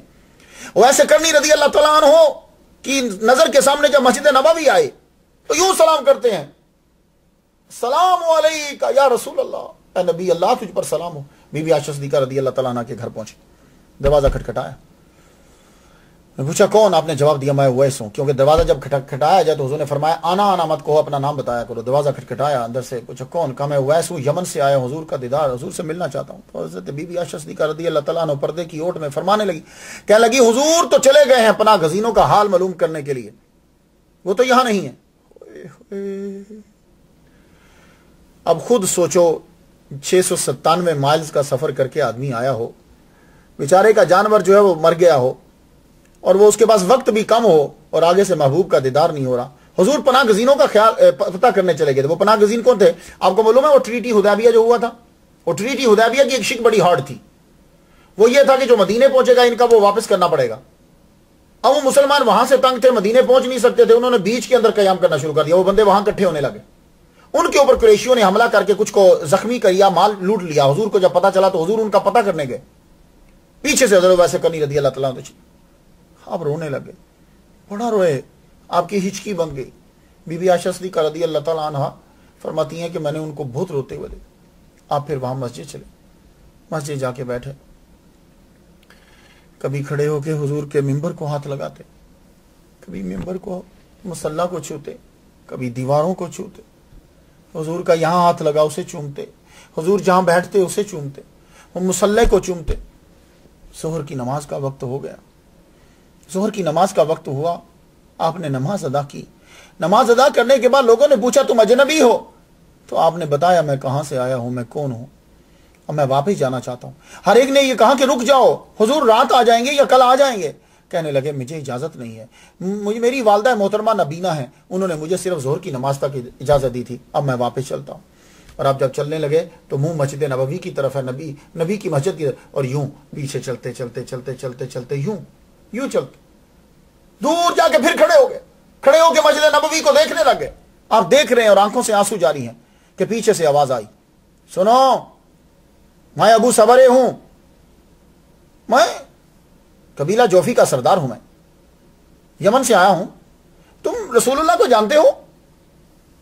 آپ نے یوں مڑ کے پیچھے دیکھا، کہنے لگا ہاں تھکے ہوئے لگ رہے ہو، یہ میرا ہاتھ جو ہے نا اس کے اوپر پھوڑا نکلا ہے، کئی سال گزر گئے ہیں، حکیم اس کا علاج نہیں کر پائے، میں بڑا تنگ ہوں، میں مدینے آیا ہوں، کسی نے بتایا کہ رسول اللہ اس کا علاج کر سکتے ہیں۔ آپ خاموش رہے، رو رہے تھے۔ وہ آدمی نے جب جواب نہ پایا تو ابو صبر آگے چلا گیا، حضرت ویس کرنی رضی اللہ تعالیٰ عنہ واپس گئے۔ آپ واپس یمن پہنچے، یہ ابو صبر مسجد نبوی میں جب پہنچا تو اسے معلوم ہوا کہ حضور صلی اللہ علیہ وسلم نہیں ہے، تو اب یہ وہاں رک گیا۔ محمد مصطفیٰ صلی اللہ علیہ وآلہ وسلم واپس تشریف لائے۔ جب واپس تشریف لائے ابو صبرے کی ملاقات ہوئی، اس کی ملاقات ہوئی تو یہ آگے بڑھا۔ اب یہ ذرا اس سے سن لیجئے یہ کیا کہتا ہے کہ محمد مصطفیٰ صلی اللہ علیہ وآلہ وسلم جب واپس تشریف لائے، آپ سونگ رہے۔ بی بی عائشہ صدیقہ رضی اللہ، پہلے آپ مسجد میں جاتے تھے، یہ حضور کا طریقہ، جب بھی سفر سے آتے آپ پہلے مسجد میں جاتے تھے، وہاں دو نفل نماز کا ٹائم ہوتا، دو نفل پڑھتے آپ، تو آپ یوں سونگ رہے، فرمانے لگے ایک نور کا احساس ہو رہا ہے، ایک خوشبو آ رہی ہے، کون آیا تھا؟ لگتا ہے میرا یار، میرا دوست آیا تھا، میرا دوست۔ مولانا روم مثنوی میں لکھتے ہیں کہ حضور پھر گھر گئے، بی بی عائشہ صدیقہ نے جب بتایا تو حضور اس طرح روئے کہ لگتا تھا کہ آنکھوں سے نہر دریا جاری ہو گئے، اس طرح روئے، فرمان لگے وہ آیا اور یہ ابو صبرے بتا رہے ہیں حضور صلی اللہ علیہ وآلہ وسلم نے حضرت ویس کرنی رضی اللہ تعالیٰ عنہ کی تعریف کی، یمن کی طرف منہ کر کے سینہ کھول کے آپ نے کہا کہ مجھے یہاں سے خوشبو آتی ہے، ویسے کرنی میرا دوست ہے۔ پھر حضور صلی اللہ علیہ وسلم ابو صبرے کہا آؤ قریب آؤ، وہ جب قریب آئے، یا رسول اللہ میرا یہ ہاتھ جو ہے وہ خراب، آپ نے فرمایا اچھا یہ کپڑا ہٹاؤ، کپڑا ہٹایا، آپ نے ایک لکڑی لی، کچھ پڑھ کے دم کیا، لکڑی کو یوں پھیرا، فرمان لگے جاؤ جب تم گھر پہنچو گے یہ ٹھیک ہو چکا ہوگا۔ تو ابو صبر جب واپس یمن آیا، جو ہے قبیلہ جوفی کا سردار تھا، اب اس نے تو پورا میلہ لگا دیا، سب لوگوں کو بلایا آ جاؤ، سارے لوگ آ گئے، اس کے قبیلے والے آ گئے۔ اب جو شروع ہوا تو بتانے لگا، سنو میں تمہیں ایک بات بتاؤں، سب سے پہلے تو تم میرا ہاتھ دیکھو، یہ دیکھو، دیکھ رہے ہو تو میں اپنے دائیں ہاتھ سے کوئی چیز پکڑ نہیں سکتا تھا. یہ رسول خدا ہیں، پیغمبر ہیں، انہوں نے میرے ہاتھ کو ٹھیک کیا. یہ لو دیکھو، سب لوگ دیکھ رہے ہیں. اور تمہیں ایک اور بات بتاؤں، میں یہ میرا بیٹا عزیز ہے نا، یہ بھی حضور سے ملا ہے. حضور نے پوچھا، میں نے بتایا حضور یہ میرا بیٹا ہے، یہ صابر ہے، یہ عزیز ہے. تو حضور نے فرمایا نہیں عزیز صرف اللہ ہے، یہ عبد الرحمن ہے. میرے بیٹے کا نام عبد الرحمن رکھا. اور اس کے بعد تمہیں میں ایک اور بات بتاؤں، ویسے کرنی کا ذکر کیا، وہ بھی یہاں رہتے ہیں، میں ان کو ڈھونڈ لوں گا. ان کا ذکر کیا حضور نے. آپ فرمانے لگے وہ میرا دوست ہے. وہ بچہ حضرت ویسے کنی رضی اللہ تعالیٰ عنہ کے گھر، آپ کو پتا جہاں میلہ لگتا ہے بچے آ جاتے ہیں. گاؤں کے لیے تو یہی میلہ ہوتا ہے، اسی لیے اولیاء کرام بزرگان دین عرس کی محفل ہوتی تھی. کیوں؟ وہ گاؤں میں اور کوئی چیز ہی نہیں ہوتی تھی. سال کے بعد وہ لوگ ذرا خوش ہو جاتے تھے. تو لیکن اب تو کچھ لوگوں نے وہاں بیچ میں غلط چیزیں ڈال دی ہیں، لیکن اصل میں مقصد یہی ہوتا تھا کچھ میسج مل جائے، کچھ لوگ ذرا تھوڑے سے موج میلہ ہو جائے، ان کا خوشی ان کی کچھ ہو جائے. تو یہ سردار جب پہنچا تو وہاں جو گفتگو ہو رہی ہے وہاں کھانے کو ملے گا. ایک میلہ کے بچے سب پہنچ گئے وہاں. اور وہ سلیم جو تھا، جو حضرت ویسے کنی رضی اللہ تعالیٰ عنہ کے گھر میں رہتا تھا، اس نے جب حضرت ویسے کنی رضی اللہ تعالیٰ عنہ کا نام قبیلہ جوفی کے سردار کے منہ سے سنا تو وہ قریب جا کے چلے گئے. کہنے لگا بچے تمہیں کچھ چیز چاہیے؟ کہنے لگا نہیں چیز نہیں چاہیے، میں تمہیں ایک بات بتاؤں، یہ ویسے کرنی کو میں جانتا ہوں. اچھا تم جانتے ہو؟ ہاں ہاں میں جانتا ہوں. تو چلو پھر ہمیں لے کر چلو. سارے کا سارا قافلہ اور قبیلہ جوفی کا سردار وہ بھی پیچھے پیچھے، اور جتنے وہ تحائف وہ چیزیں پڑی ہوئی تھی وہاں بانٹنی تھی وہ سب اٹھا کر لے چلے. وہ کھجوریں، وہ گوشت، وہ دانے، وہ ساری چیزیں جا کر حضرت ویسے کنی رضی اللہ تعالیٰ عنہ کے گھر کے سامنے گلی کے اندر رکھ دی. دروازہ کھٹکھٹایا، حضرت ویسے کنی رضی اللہ تعالیٰ عنہ باہر آئے. قبیلہ جوفی کے سردار نے ان کو دیکھتے ہی کہا آج سے میں اعلان کرتا ہوں کہ یہ ہمارے قبیلے کے سردار ہیں اور ہمارے فرد ہیں، یہ ہمارے قبیلے میں شامل ہوئے. آپ ان سے ملے، کیونکہ وہ حضور سے مل کر آئے تھے. ملے اور انہوں نے کہا ابو صبر کہنے لگے یہ ساری چیزیں میں نے آپ کو دی. آپ نے فرمایا ہم نے کیا کرنی؟ آپ نے کہا آؤ میں بانٹتا ہوں تم لو. تو ساروں کو تھوڑا تھوڑا کر کے آپ نے سب کو بانٹ دیا. تو اس وقت پھر اس نے اعلان کیا کہ میں یہاں ایک بہت بڑی مسجد بناؤں. آپ نے فرمایا بالکل مسجد بنانا جو ہے یہ نہ بھولنا. اللہ اکبر جل شانہ. حضرت ویسے کرنی رضی اللہ تعالیٰ عنہ زندگی پھر اسی طرح. شہرت آپ کو اچھی نہیں لگتی تھی، آپ لوگوں کی نظروں سے بچا کے کہیں کبھی کہیں اور این ٹائم پہ شام کے ٹائم آ جاتے، والدہ کا پوچھتے، خیال رکھتے. والدہ اور علی لوگ. ایک دن پھر کیا ہوا کہ دروازے پہ ناکنگ ہوئی. اندر سے حضرت ویسے کرنی رضی اللہ تعالیٰ عنہ باہر تشریف لائے. تو ابن اخنس سر جھکا کے کھڑا تھا، کیونکہ ظاہر اب تو بازان بھی مسلمان بن گیا تھا اور بھی قبیلے بڑے مسلمان ہو گئے تھے. سر جو حضور آپ حضور صلی اللہ علیہ وسلم کے مکہ فتح کرنے جا رہے ہیں، تو بازان نے یہ کہا ہے کہ ہم بھی کوئی چیزیں بھیج دیں، یمن سے بھی کوئی لشکر جائے، گھوڑے جائیں، کچھ اونٹ جہاں سے بھی بھیج دیں، اور آپ ان کے سپہ سالار بن کے جائیے. یہ فیصلہ ہوا ہے. آپ نے فرمانے لگے میں تو نہیں جا سکتا، کیونکہ میری ماں نابینا ہے، اب دیکھ نہیں سکتی اور انتہائی علیل ہے. کہنے لگے تو شاہی طبیب دے دیتے ہیں. آپ نے فرمایا اس وقت میری ماں کو طبیب کی ضرورت نہیں ہے، میری ماں کو بیٹے کی ضرورت ہے، تو باقی میں تمہارے ساتھ جا نہیں سکتا. پھر وہ قافلہ ابو صبرے لے کر گئے. یہ لے کر گئے قافلہ، یہاں سے یمن سے بھی سامان گیا. اب جب گئے تو فتح مکہ کی پوری سچویشن آ کر بتائی انہوں نے. پھر ان کی کچھ طبیعت ہی کچھ ایسی تھی. آگے بتانے لگے آؤ سب کٹھے ہو جاؤ، میں تمہیں بتاؤں حضور صلی اللہ علیہ وآلہ وسلم کس طریقے سے مکہ میں داخل ہوئے. میرے نبی کی شان سر جھکایا ہوا. قل جاء الحق وزهق الباطل ان الباطل کان زهوقا. میرے نبی مسجد میں داخل ہوئے، مسجد میں داخل ہوتے ہی آپ نے سارے بتوں کو گرایا اور سر سجدے میں جھکا دیا. ساری ڈیٹیل ایسے بیان کر رہے ہیں اور لوگ دم بخود سن رہے اور کہتے ہیں ابو سفیان کا تو رنگ اڑ گیا تھا. حضرت ویسے کنی رضی اللہ تعالیٰ عنہ کو پتا چلا کہ ابو صبرے آئے ہیں، کیونکہ انہوں نے حضور کو دیکھا تھا، تو آپ ان کو ملنے کے لیے خود گئے. اور جو ہی آپ انٹر ہوئے وہ ہمارے سردار آ گئے، ہمارے سردار آ گئے. حضرت ویسے کنی رضی اللہ تعالیٰ عنہ نے ان سے ملاقات کی، حضور کے بارے میں پوچھا. پھر واپس 2 سال مزید گزر گئے. 2 سال گزرے، آپ کے اوپر زیادہ تر اب غلبہ حال اور مزید ہو. کچھ وقت کے لیے آپ غلبہ ختم ہوتا، تھوڑا سا نمازیں اور عبادت میں مصروف رہتے. اپنی والدہ کی خدمت کے بعد پھر چلے جاتے. چاند راتوں کے اندر تو بہت عبادت کرتے، 13 14 15 ایک رات کے ایک رکوع میں ایک سجدے میں، کیونکہ اس رات کے اندر آدمی کا خون بھی جوش مارتا ہے، یہ بھی پانی جوش مارتا ہے جیسے دریاؤں کا جوش مارتا. اس لیے ان دنوں کے اندر روزہ رکھنے کا حکم دیا گیا، حضور کی طرف سے آیا نا. 13 14 15 عبادت بہت کرتے. آخر حضور صلی اللہ علیہ وسلم کا وصال ہوا. تو جب حضور کا وصال ہوا تو آپ کی والدہ ماجدہ کا بھی وصال ہوا. 632 میں حضور صلی اللہ علیہ وآلہ وسلم کا وصال ہوا تو آپ کی والدہ ماجدہ کا بھی وصال ہوا. وہ تو کہا کرتی تھی یا اللہ مجھے جب حضور نہ رہیں تو مجھے نہ رکھنا. اب والدہ کی وجہ سے تو آپ رکتے تھے، والدہ کو وہیں دفنایا، اس کے بعد آپ بہت لوگوں کو کم ملتے، صحرا میں ملتے بھی کہیں. اور آپ کی وجہ شہرت دوسری کیا ہے؟ حضرت عمر رضی اللہ تعالی عنہ کا ہر حج کے اندر، ہر موسم حج میں آپ کا اعلان کرنا کہ تم میں کوئی اویس ہے، یہ دوسری وجہ شہرت ہے.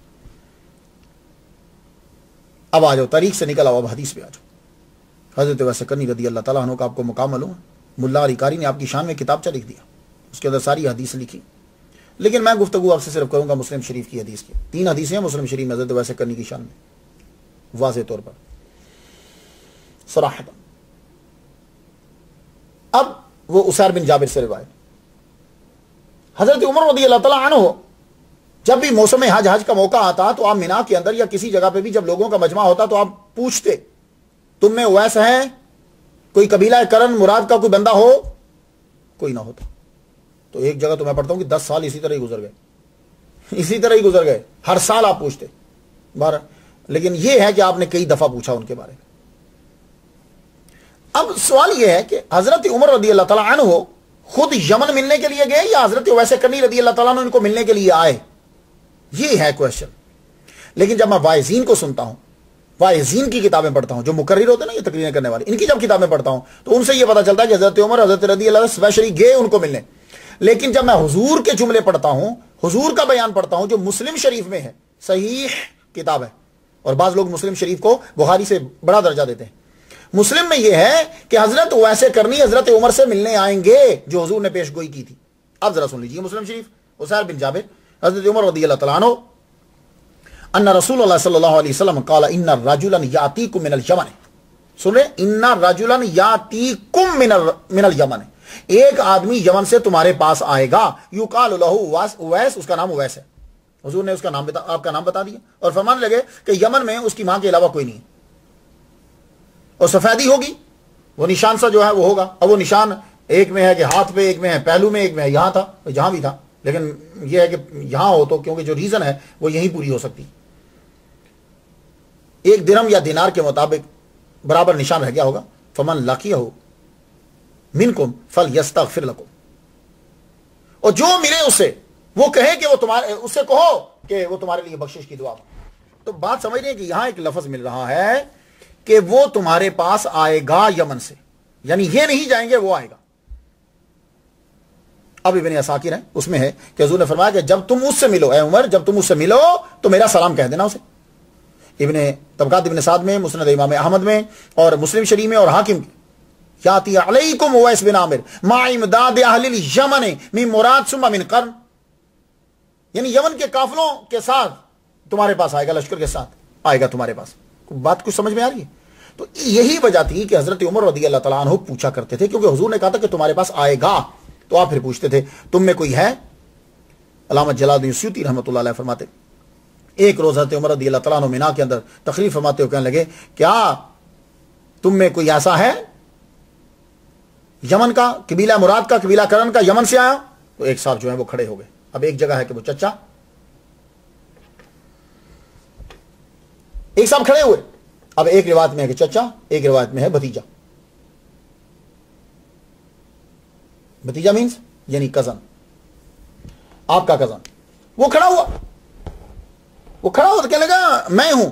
تو کہا تم ہو؟ اچھا تم قبیلہ کرن سے ہو، تو تم ویسے کرنی کو جانتے ہو؟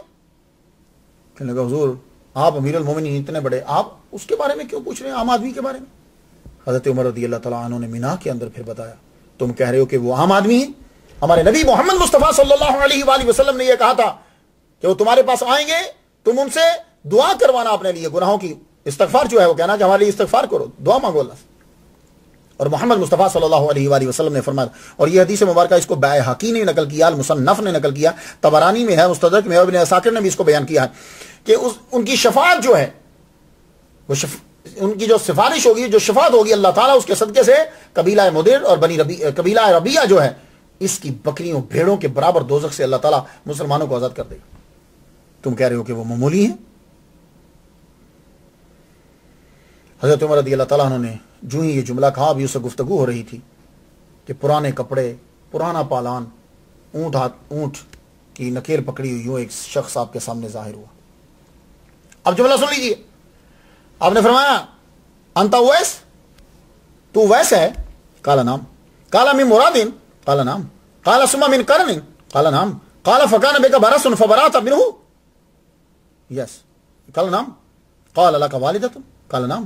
قال سمعت رسول الله صلی اللہ علیہ وسلم یقول یاتی علیکم اویس بن عامر مع امداد اہل الشمن. تو حضور نے فرمایا کہ تم ان سے دعا کروانا. تو حضرت عمر کہنے لگے فاستغفر لی, میرے لیے دعا کر. تو بڑے مجمع کے اندر حضرت امیر المومنین عمر رضی اللہ تعالی عنہ دعا کروا رہے ہیں. تو سب لوگوں کو پتا چل گیا, تو مشہور ہو گئے. اب آپ نے یمن جانے کا ارادہ ترک کر دیا. کیوں؟ سارے یمنی آپ کو جان گئے کہ امیر المومنین آپ سے دعا کروا رہے ہیں اور آپ کو شہرت پسند نہیں تھی. تو حضرت عمر رضی اللہ تعالیٰ عنہ سے جب ملے تو ملنے کے بعد جانے لگے. تو آپ نے پوچھا کہ کہاں جائیں گے آپ؟ کہا میں اب کوفہ جاؤں گا, میں یمن نہیں جاؤں گا, کیونکہ آپ کی وجہ سے اب وہاں شہرت ہو گئی, اب میں کوفہ جاؤں گا. کہنے لگے اچھا تو میں کوفہ کے گورنر کے نام کوئی خط لکھ دوں کہ تمہیں کوئی تکلیف ہو تو وہ تمہاری مدد کریں؟ کہا حضور مجھے شہرت نہیں چاہیے, میں اس لیے تو کوفہ جا رہا ہوں کہ کوفہ مجھے جانتا کوئی نہیں ہے. تو حضرت اویس قرنی رضی اللہ تعالیٰ عنہ حضرت عمر کے دور کے اندر پھر کوفہ چلے گئے. اب جب آپ کوفہ گئے تو آپ کبھی کبھی علم کی محفلوں میں بھی, محافل میں بھی نظر آتے تھے. وہ ایک محدث تھے, ان کی محفل میں بیٹھ جاتے, وہ حدیثیں پڑھتے, آپ سنتے رہتے, نبی کا بیان سنتے رہتے, لطف آتا ہے نبی کا بیان سنتے. لیکن پھر اچانک پھر آپ غائب ہونے لگے, نظر ہی نہیں آتے, کسی کو ملتے ہی نہیں تھے. کو تلاش کرنے کے لیے نکلتا تو اکثر صحرا کے اندر کبھی کسی کو نظر آتے. تو آپ میرے داتا گنج بخش علی حجویری رحمۃ اللہ علیہ آپ کیا فرماتے ہیں, حضرت حرم بن ابن حیان ان کو شوق ہوا حضرت اویس قرنی رضی اللہ تعالیٰ عنہ سے ملنے کا. ان کو پتا چلا کہ اویس قرنی رضی اللہ تعالیٰ عنہ سے حضرت عمر نے ملاقات کی. اب ان کو تلاش کرنے لگے, تلاش کیا, ملتے تو نہیں, کبھی ادھر کبھی ادھر کبھی ادھر. ایک دفعہ بصرہ جاتے ہوئے فرات کے کنارے پہ بیٹھے, ایک بندے کو دیکھا کہ وضو کر رہا ہے. جب اسے وضو کرتے ہوئے دیکھا, وضو کیا بڑے آسان طریقے سے, کھڑے ہوئے, کنگھی کر رہے ہیں, گھنی داڑھی, سینے پہ بال ہیں, چادریں دولی ہوئی. وضو کرنے کے بعد آپ قریب چلے گئے. وہ جب وضو کر چکے تو آپ قریب گئے. کہنے لگے کہ میرا وجدان کہتا ہے کہ آپ ویسے کرنی. سلام کیا, انہوں نے جواب دیا. جب جواب دیا تو جواب دیتے ہی رونے لگے. تو روتے ہوئے کہنے لگے ابن حیان تم میرے پاس کیوں آئے ہو؟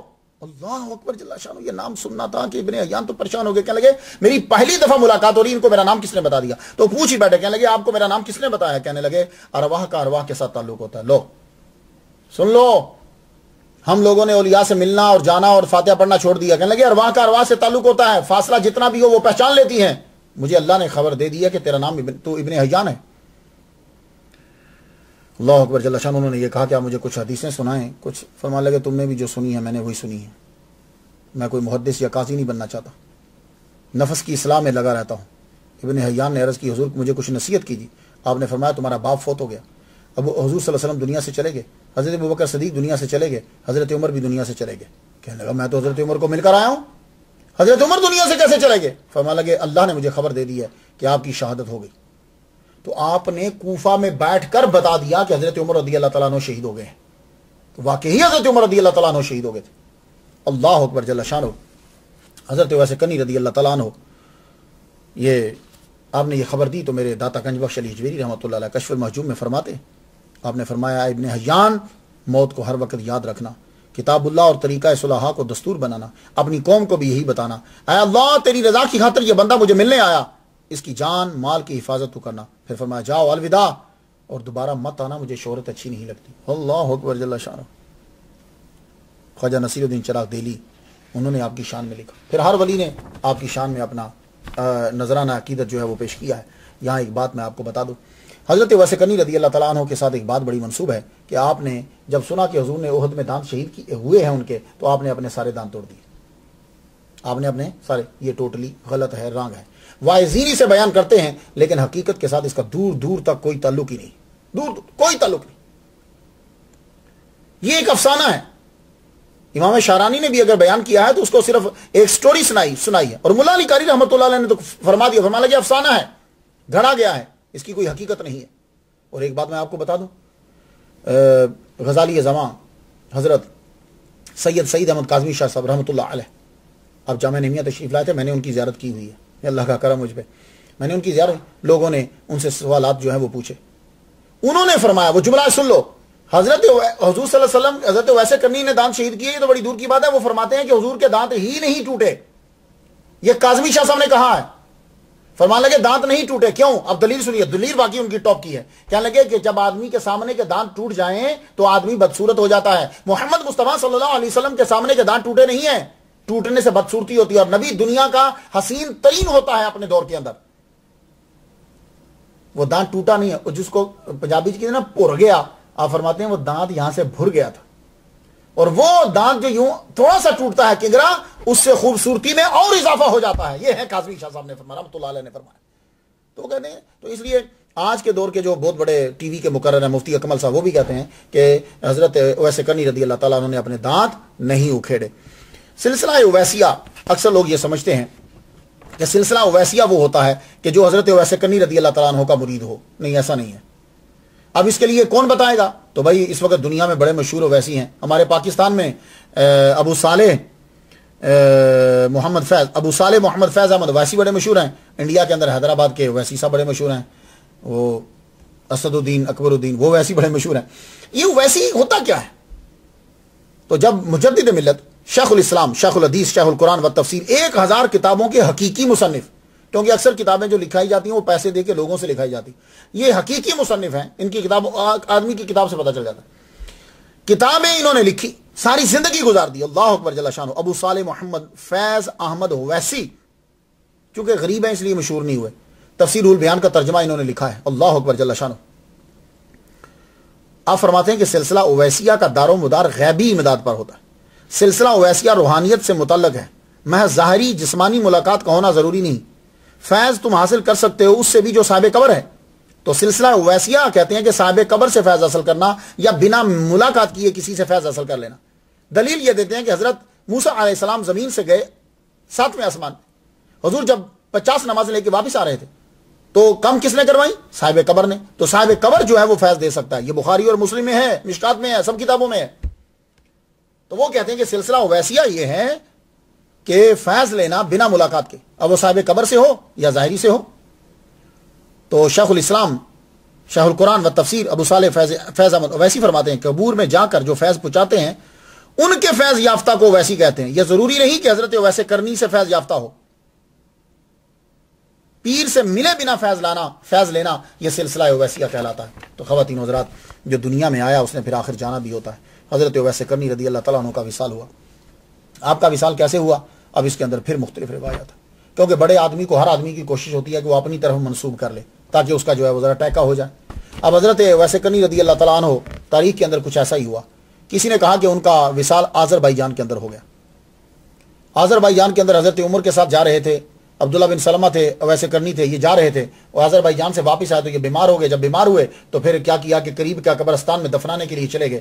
وہاں پہنچے تو قبر کھدی ہوئی تھی، تجہیز و تکفین ساری چیزیں تیار تھیں، اور ہم نے جنازہ پڑھنے کے بعد دفنا دیا. جب واپس آئے کہ یار وہ قبر پہ کوئی نشان تو چھوڑ جائیں، واپس آئے تو قبر نظر ہی نہیں آئی. ایک روایت. دوسرا یہ ہے کہ آپ نہامند میں شہید ہوئے. نہامند جو ہے یہ ایران کے اندر ہے. وہاں جنگ ہوئی تھی جب حضرت عمر کے دور میں، وہاں شہید ہوئے. تو اگر یہ وہاں شہید ہوئے ہیں تو وہ تو 642 میں ہوئی ہے.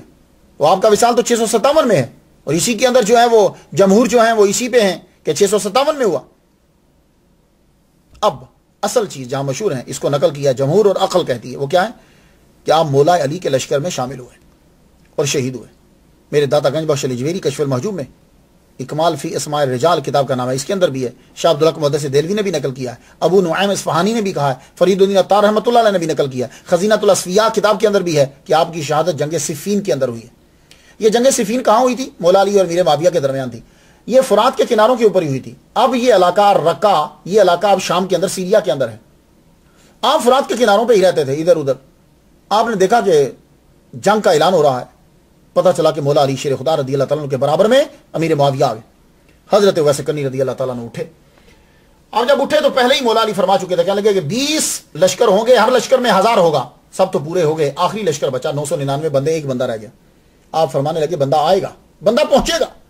خیمہ لگا کے 2 بندے بٹھا دیے. فرمانے لگے کہ انتظار کرتے رہو، جو ہی وہ آئے میرے پاس لے کر آ جانا.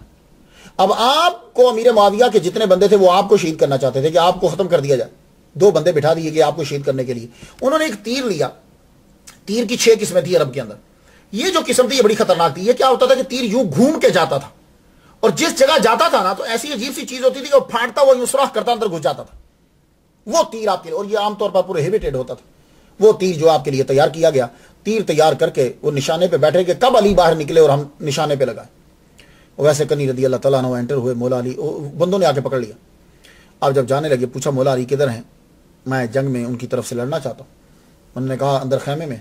بندوں نے جا کے اطلاع دی، مولا علی شیر خدا رضی اللہ تعالیٰ عنہ بعد تشریف لائے. وہ دشمن جو گھات لگائے بیٹھے تھے انہوں نے تیر چلا دیا. تیر چلائی اتنے میں حضرت ویسے کنی رضی اللہ تعالیٰ عنہ آگے بڑھ گئے. آگے بڑھے، انہوں نے حضرت مولا علی نے یوں ہاتھ پھیلائے، آپ دوڑ کے سینے سے لگے. وہ تیر مولا علی کو لگنے کے بجائے حضرت ویسے کنی رضی اللہ تعالیٰ عنہ کے پیچھے سے یوں ہڈی کو، وہ ساتھ جو گوشت یوں گھماتا کراس کرتا ہوا دل تک پہنچ گیا. آپ نے مولا علی کے ہاتھوں میں ہی جان دے دی. اور الرقہ اسی جگہ آپ کا روزہ بنا دیا گیا. یہ ہے مشہور روایت جو میں نے آپ کو بتا دی. 657 عیسوی جولائی کے مہینے کے اندر حضرت ویسے کنی رضی اللہ تعالیٰ عنہ دنیا سے جو ہے وہ تشریف لے گئے. لیکن آپ جب دنیا میں گھومیں گے تو حضرت ویسے کنی رضی اللہ تعالیٰ عنہ کا مزار آپ کو 7 جگہ میں نظر آئے گا. دنیا میں آپ کا مزار 7 جگہوں میں. سب سے پہلے آپ یمن میں جائیں تو شہر زبیدہ کے باہر شمالی سمت میں آپ کا مزار ہے، کہتے ہیں ویسے کرنی کا مزار ہے. آپ عراق کے شہر بغداد میں جائیں، وہاں ایک مزار ہے، یہ ویسے کرنی کا مزار ہے. ملک افغانستان کے شہر غزنی میں جائیں، کہیں گے وہاں بھی ایک مزار ہے، یہ ویسے کرنی کا مزار ہے. ملک پاکستان کے شہر ٹھٹھا میں چلے جائیں، سندھ میں، صوبہ سندھ میں، یہاں بھی ایک ویسے کرنی کا، یہاں یہ بھی ان کا مزار ہے. آذربائیجان میں جائیں، وہاں بھی ایک ان کا مزار ہے. اور عمان جو ہے مسقط، یہ اس کے شہر ہے کہ سلالہ ہے، میں وہاں گیا ہوں. اور جب میں واپس آ رہا تھا حضرت ایوب علیہ السلام کی قبر کی زیارت کر کے واپس آ رہا تھا تو مجھے کسی بندے نے بتایا کہ یہ حضرت ویسے کرنی کا جو ہے وہ مزار ہے. میں نے کہا چلو دیکھ لیتے ہیں. تو عمان کے اندر بھی مزار ہے.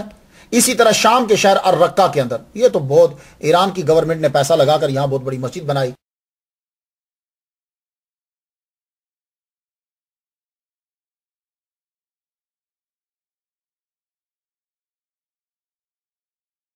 صحابی عمار بن یاسر کی قبر بھی وہیں تھی، تو مسجد بنائی، اس کے اوپر جو ہے نا وہ حملہ کر دیا گیا. اب حملہ کن لوگوں نے کیا اور کیوں کرنا چاہتے ہیں؟ 2 دفعہ حملہ ہوا. پہلی دفعہ 11 مارچ 2013 میں، دوسری دفعہ حملہ کیا تو اللہ کا گھر بھی اڑا دیا 31 مئی 2014 میں.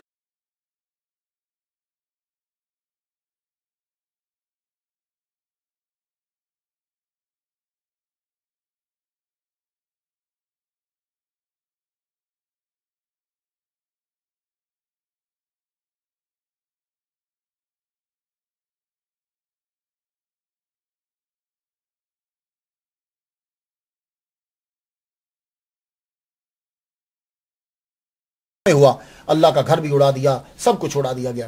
حضرت ویسے کنی رضی اللہ تعالیٰ عنہ ظاہری زندگی میں بھی شہرت پسند نہیں کرتے تھے، وہ چھپ چھپا کے رہنا چاہتے تھے. اور جب دنیا سے چلے گئے تو اب بھی 7 جگہوں کے اوپر آپ کی قبر ہے. لیکن دیکھیے رب کا کرم کہ جو جہاں بھی دعا مانگتا ہے حضرت ویسے کرنی کا صدقہ اللہ تعالیٰ اس دعا کو قبول فرما لیتا ہے.